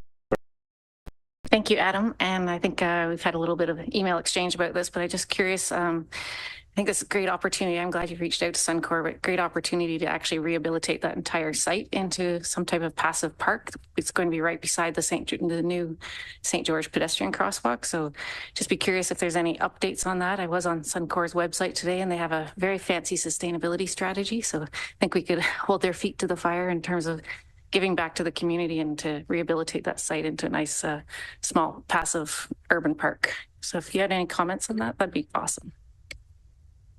Yeah, thanks, Councillor Wilton, and through the mayor. So we have had discussions with Suncor, and what they've indicated to us is that they're currently in a Ministry of Environment, Conservation and Parks process known as a record of site condition process. And so this is a regulated process that allows them to complete remediation and risk assessment of the site so that the site can be certified in terms of its environmental condition and then perhaps sold and developed. So we understand that they're quite far along through this record of site condition process and that they do intend to complete this process in the near future and then perhaps to put the site on the market for development. So that's what we're aware of. Thank you, Adam, for the answer and follow. So this might be a question more for Dan or Sean. Is there potential to enter into further discussions with them about the opportunity to perhaps give or sell the site back to the township at a low cost so we could develop it as a small urban parkette? Through Mayor Waters, we will certainly keep communication lines open with Suncor through their process and through St. David Street reconstruction, just to keep that opportunity on the table. Yeah, and that's been on our radar.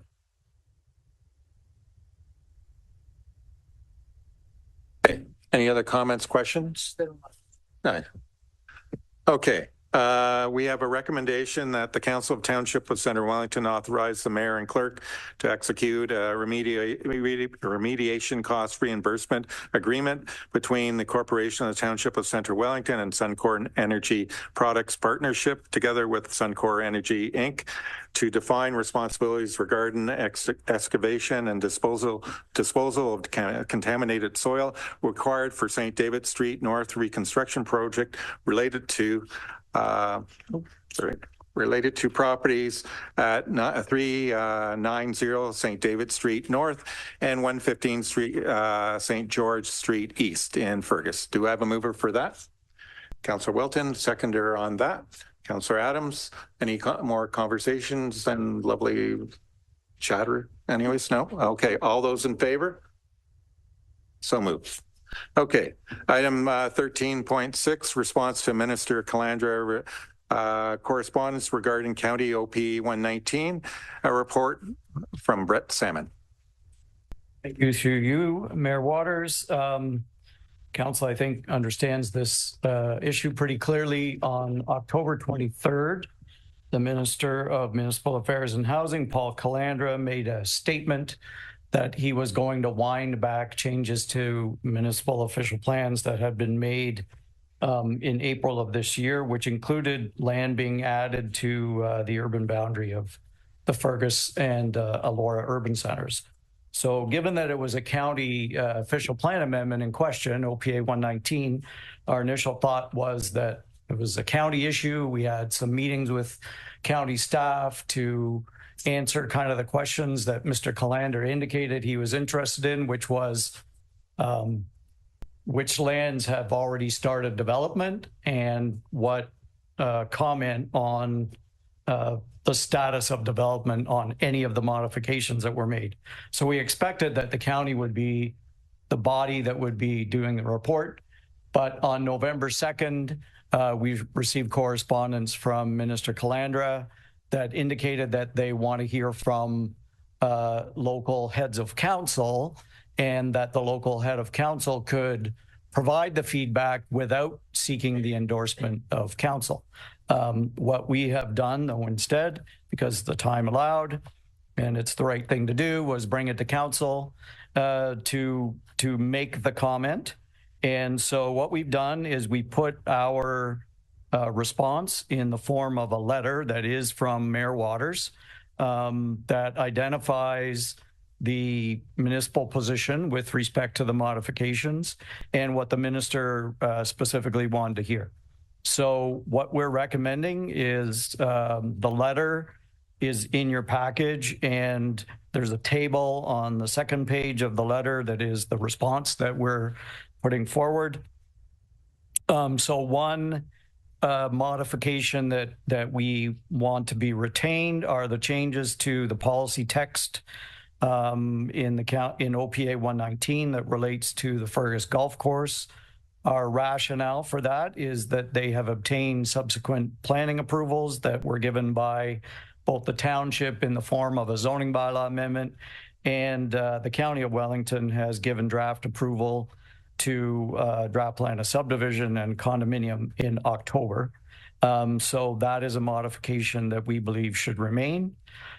Similarly, another modification that was made in OPA 119 ministerial decision was an employment conversion in the Elora Salem urban area that affects 22 Park Road. Again, in that case, subsequent planning approvals have been given, including a lot line adjustment that's been filed with the county as in progress. We have an official plan amendment application and a zoning bylaw amendment in process. And the employment conversion was something that was supported by the county's phase 2 MCR report. So again, those two we think are advanced far enough that those two modification should be retained.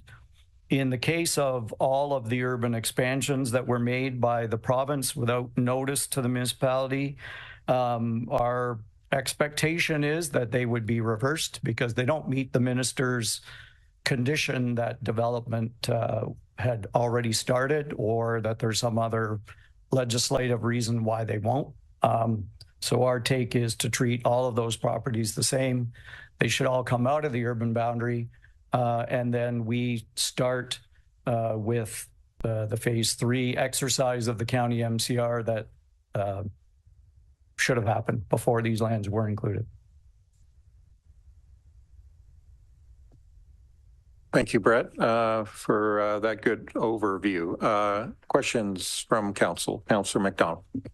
To you, Mayor Waters, just for clarification, so the Cache development, the one out Irvine, where the stormwater would have to go, that was part of the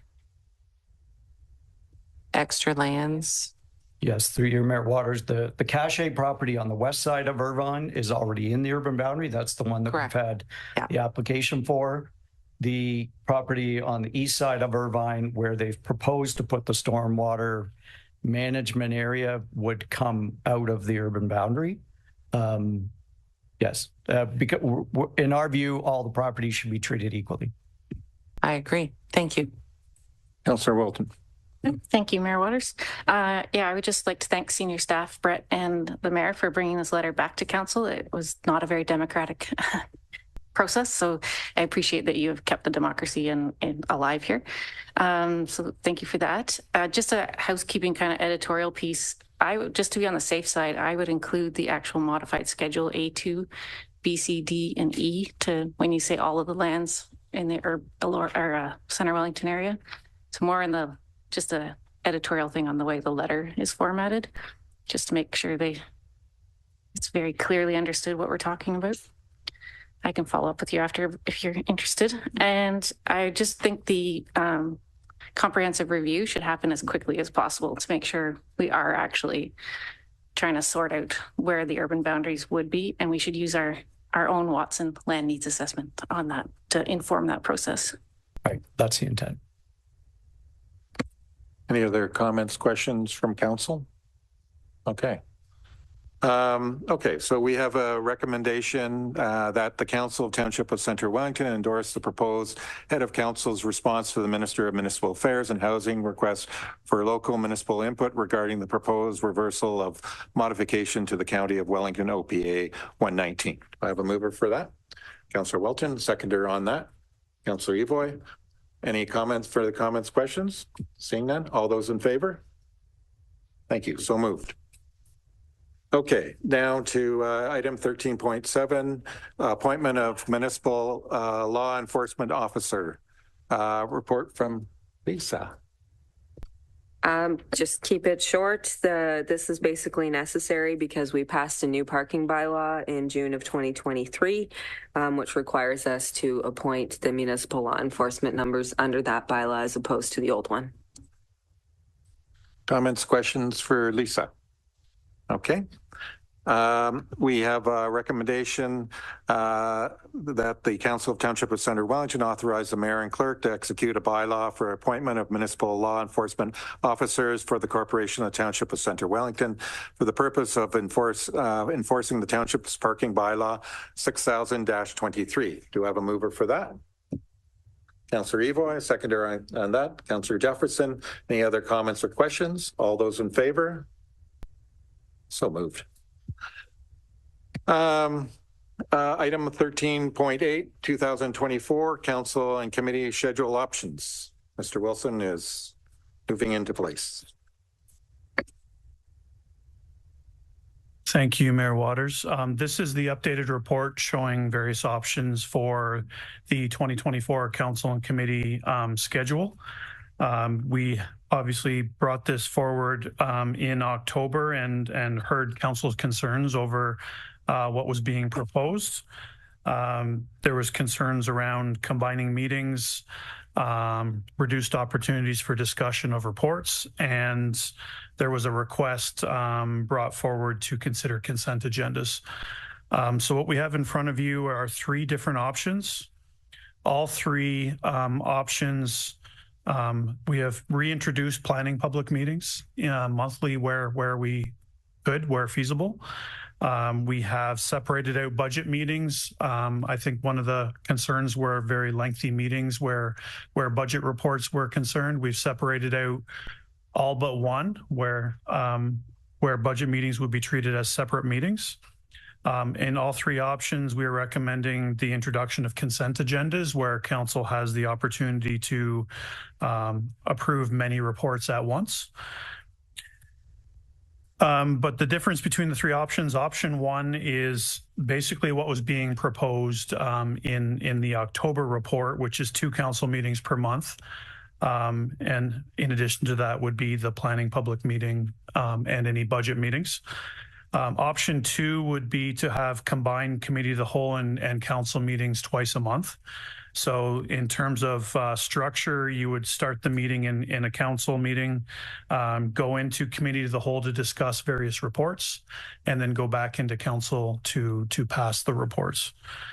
Option 3 is status quo, similar to the 2023 schedule where we have 1 committee of the whole meeting and 1 council meeting per month. However, that is the least desirable from a staff perspective because we are looking for more opportunities to have formal adoption of reports by council. So staff do think that option 1 would be the most efficient and effective process, but obviously option 2 gives us the same opportunities to have the multiple approvals per month. So happy to take any questions at this point. Thank you. Councillor Wilton. Thank you, through you, Mayor Waters. Just want to really appreciate that you went back and looked at the consent agenda and separating out the planning meetings and that kind of thing. So I think it's all much more amenable now. So I would actually just put forward that option 1 looks promising and positive to myself. Option 1. Any other comments and questions, or are we circulating around option 1 or? Yep. May I make a comment? Okay. You have a question? Yeah. A comment, please. Yeah. Thank you, sir. Through you. I apologize for, and I'm happy to say that front facing to you and the staff for making anybody feel like I was not being clear up front. I want to thank you for the work that you've done. You heard us and you're accommodating us, and it's really truly appreciated. And I think option 1, with all of this that you have added and tweaked a little bit, I really thank you. I'm happy to go with 1. Councillor Adams. Yes, thank you. And thank you to staff for bringing this back and hearing us. And I am happy to go with what my colleagues and staff are proposing as the preferred recommendation here. I do note that like our council meetings tend to go kind of long sometimes, and that ideally, like I would propose an option 4, and we would actually maybe meet once more a month to kind of keep that less formal committee of the whole, but that's not here. So that's not what was on the table. But I am wondering if we could, much like a similar report that was brought back, look to maybe have this brought back in a year and just to check in and see if it's working. And whether you need an amendment for that or whether that's something that you just speak to. Through Mayor Waters, we bring the schedule forward every year, so it's another opportunity to take a look at this. We are hoping some of the other changes made throughout the year, introduction of consent agendas, the new purchasing bylaw, will help streamline the meetings and not require that extra meeting. But we'll use the year to test that out. Any other questions, comments? Okay, we have a recommendation. Thank you, Dan. We have a recommendation. The Council of Township of Centre Wellington approve option 1 regarding the 2024 council and committee schedule structure as outlined in report CAO 2023-12 dated November 27, 2023, and that the manager of legislative services and municipal clerk be directed to prepare any required procedure bylaw amendments as a result of the 2024 schedule, and that the schedule of the meetings of 2024 be posted on the township website and circulate to staff, and any other interested parties accordingly. Do you have a mover for that? Councillor Welton, seconder on that. Councillor Jefferson, any other further comments? Seeing none, all those in favor? So moved. Thanks again. Item 13.9, request for tender. The other Adam.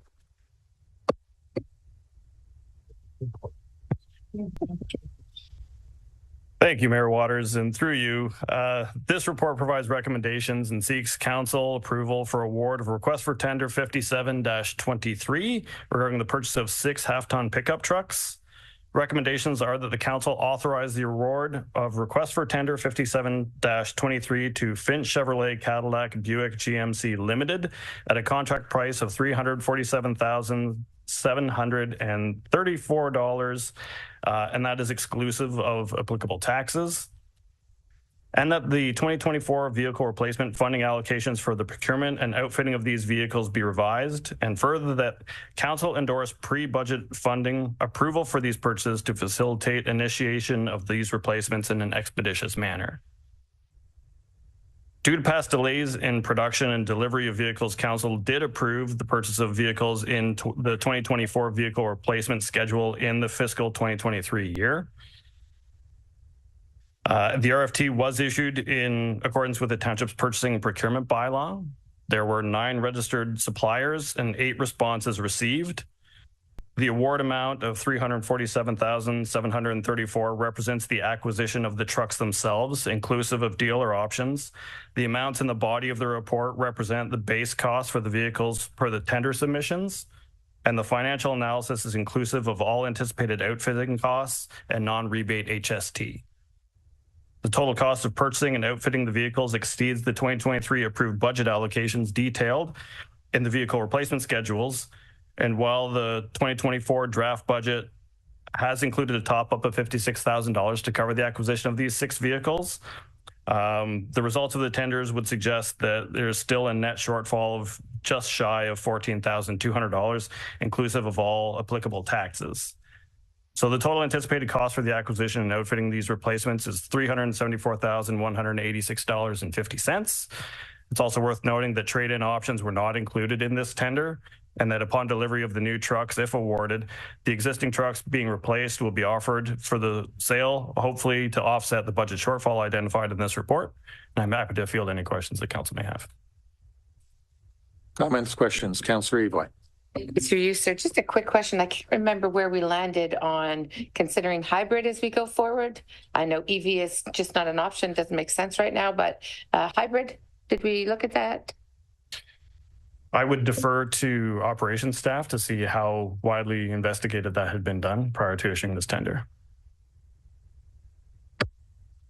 Yeah, thanks for the quick question, Councillor Evoy, and through Mayor Waters. So we are obviously we're evaluating and trying to right fit the vehicle for the purpose, and right now there's fairly limited options when it comes to full size trucks for hybrid. I know that's starting to change. But even electric, like we're starting to see electric full-size pickups like the F-150 Lightning. I think Ram has a fully electric one now that's fairly new. Cybertruck, right? If you want to go with the Tesla version, but definitely. Yeah, we're not quite there. We haven't. There's come at quite a premium cost, especially the full electric trucks. So we have not kind of made that switch within our replacement forecast because it would have fairly significant financial impact. Yeah, maybe we'll let some other municipalities kind of be more at the leading edge of that technology, but yeah, so that's where we stand today. Respectfully, I would like to think that moving forward, you will investigate fully for options, especially hybrid at this point, because you started by saying you didn't. So if you could, moving forward, I think I would just love to be able to see the differences in costs around hybrid versus, I'm not looking at EV yet, but definitely hybrid, so we could start to do our part, not wait for another municipality to. Okay. Any other comments, questions? Councillor Welton. Just curious, thank you, Mayor Waters. In terms of the right fit you just mentioned, like, are half-ton pickup trucks fully necessary for the job they're going to be doing? And if so, that's okay, I get it. But sometimes I've noticed a lot of the two engineering firms in my own parking lot, they're using a lot more smaller hatchback type vehicles and shoving all sorts of equipment in there. So I'm just curious because those would be cheaper not only to purchase but also to run for fuel. So I'm just curious if we absolutely always need to go right for the pickup trucks, or if we can be starting to look at a more variety of vehicles to suit the needs of the jobs. Oh, no, great question. So definitely we're looking again to fit the vehicle. We're not speccing something that we wouldn't need for the purpose. We do have a variety of vehicles in our fleet, from the, obviously the heavy tandem axle snowplow trucks. On the flip side of that, we have a Chevy Bolt, right? So that was previously in the first, that was a small SUV. So we had a small Jeep Cherokee for 8 or 9 years. We've did some review of the type of mileage that vehicle saw, and determined that a fully electric vehicle would be suitable for that group's purpose. So that's the source protection vehicle currently. So, and they're that vehicle's actually working out very, very well. So we are evaluating options. We are looking at right fitting. The pickup trucks, they are all absolutely essential for what's needed for our operations. Just as an example, the water pickup truck gets a custom tailgate and hauls 200-pound chlorine cylinders for the disinfectant for our water supply. So, so these are not, kind of frivolous wants. They're absolute needs for our operations. Any other comments, questions? Okay. Thank you, Adam. We have a recommendation that the Council of Township of Centre Wellington authorize the award of request for tender 57-23, 6 half-ton pickup trucks, including optional equipment, to Finch Chevrolet Cadillac Buick GMC Limited in the amount of $347,734, exclusive of applicable taxation, and that the 2024 vehicle replacement funding allocation for their outfitting and procurements of these 6 vehicles be revised and pre-budget approval endorsed as outlined in Report Core 2023-108 dated 27th November 2023. Do I have a mover for that? Councillor Adams, seconder on that. Councillor Evoy. Any further comments, discussions? I'm just clarifying that this is like a pre-budget approval for 2024. So then that would make, in the pre-budget for 2024, the draft budget, sorry, it would be the 56,500 plus the 14,186.5 would be our budget line item for that. Which is correct. Yeah, sorry. Through you, Mayor Waters, and to your question, Councillor Jefferson, yes, currently as it sits right now in the 2024 draft budget, we have approximately $60,000 per vehicle detailed in that budget, but this would afford the top up the additional $14,000 in addition to that $60,000 to facilitate the acquisition now. $60,000 per vehicle. Correct. Okay. Thanks. Okay. We have a mover and a seconder. All those in favor? So those are not in favor? Okay. So that passed. So, Carried. Yep, carried. Okay. 1310, adoption of updated community improvement plan. Hello, Sally.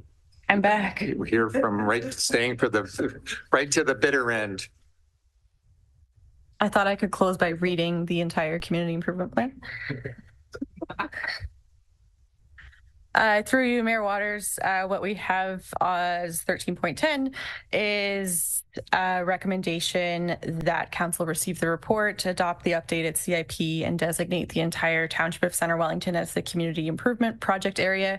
Obviously, that's following the updated CIP that Luch presented earlier and as per the report that you have in your package. Happy to answer any questions.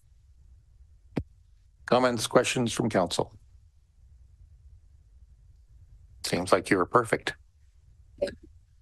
So we have a recommendation that the Council of Township of Central Wellington receive for information report, PLN 2023-60, adoption of updated community improvement plan dated November 27, 2023, and further that the council pass a bylaw designating the entire geographic area of the Township of Central Wellington as amended from time to time be the community improvement project area pursuant to section 28.2 of the Planning Act and repeal all previous bylaws designating a community improvement project area, and further that council pass a bylaw to adopt the updated comprehensive community plan pursuant to section 28.4 of the Planning Act. Do I have a mover for that? Councillor Ivor.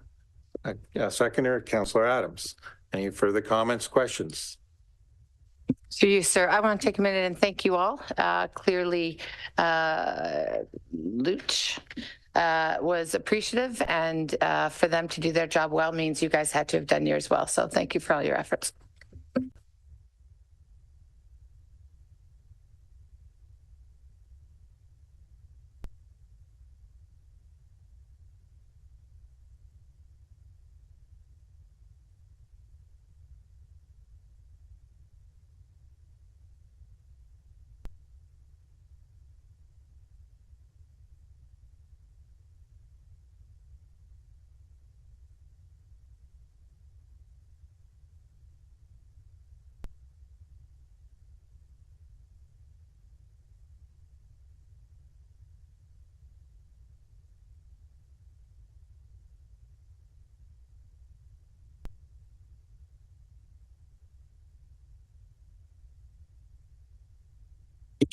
R4H, R3.561H, R1B 562H, R1C 563, EP and OS, Ainsley Subdivision 4542 and 6560 Geary Road, Elora.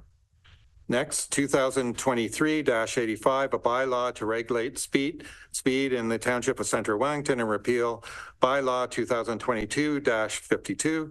Next, 2023-86, a bylaw to provide the appointment of municipal law enforcement officer for the Corporation and Township of Central Wellington for the purpose of enforcing township parking bylaws 6023 as amended and repealed by bylaw 2023-33. Next, 2023-87, a bylaw to designate the community improvement project area respecting the development or redeveloping, construction, reconstruction, and rehabilitation in the Township of Centre Wellington, and to repeal bylaw 2015-010. Next, 2023-88, a bylaw to adopt the updated community improvement plan respecting the development or redeveloping, construction, reconstruction, and rehabilitation in the Township of Centre Wellington, and to repeal bylaw 2015-011. Next, 2023-89, a bylaw to authorize the mayor and clerk to execute a remediation cost reimbursement agreement between the Corporation of Township of Centre Wellington and Suncor Energy Products Partnership and Suncor Energy Inc. And recommendation that bylaws 2023-83 through 2023-89 be read a first, second, and third time and passed. Signed by the mayor and clerk and the corporate seal affixed. Do I have a mover for that? Councillor Wilton, seconder on that. Councillor McDonald. All those in favor? So moved. Confirmatory bylaw, a bylaw to confirm the actions of, we didn't have any motions, notice of motions. We have no. And motions where notice have been given. Item 17, confirmatory bylaw, a bylaw to confirm the actions of council. Recommendation that bylaw 2023-90 to confirm the proceedings of council in its meeting held November 27, 2023 be introduced a first, second, and third time and passed in open council. Do I have a mover for that? Councillor Wilton, seconder on that. Councillor McDonald. All those in favor? So move. And a motion to adjourn. Do I have a mover on that? Councillor Craddock. Seconder on that? Councillor McDonald. All those in favor? Good night, all. And thank you. Thank you for coming in, Kendra. She's gonna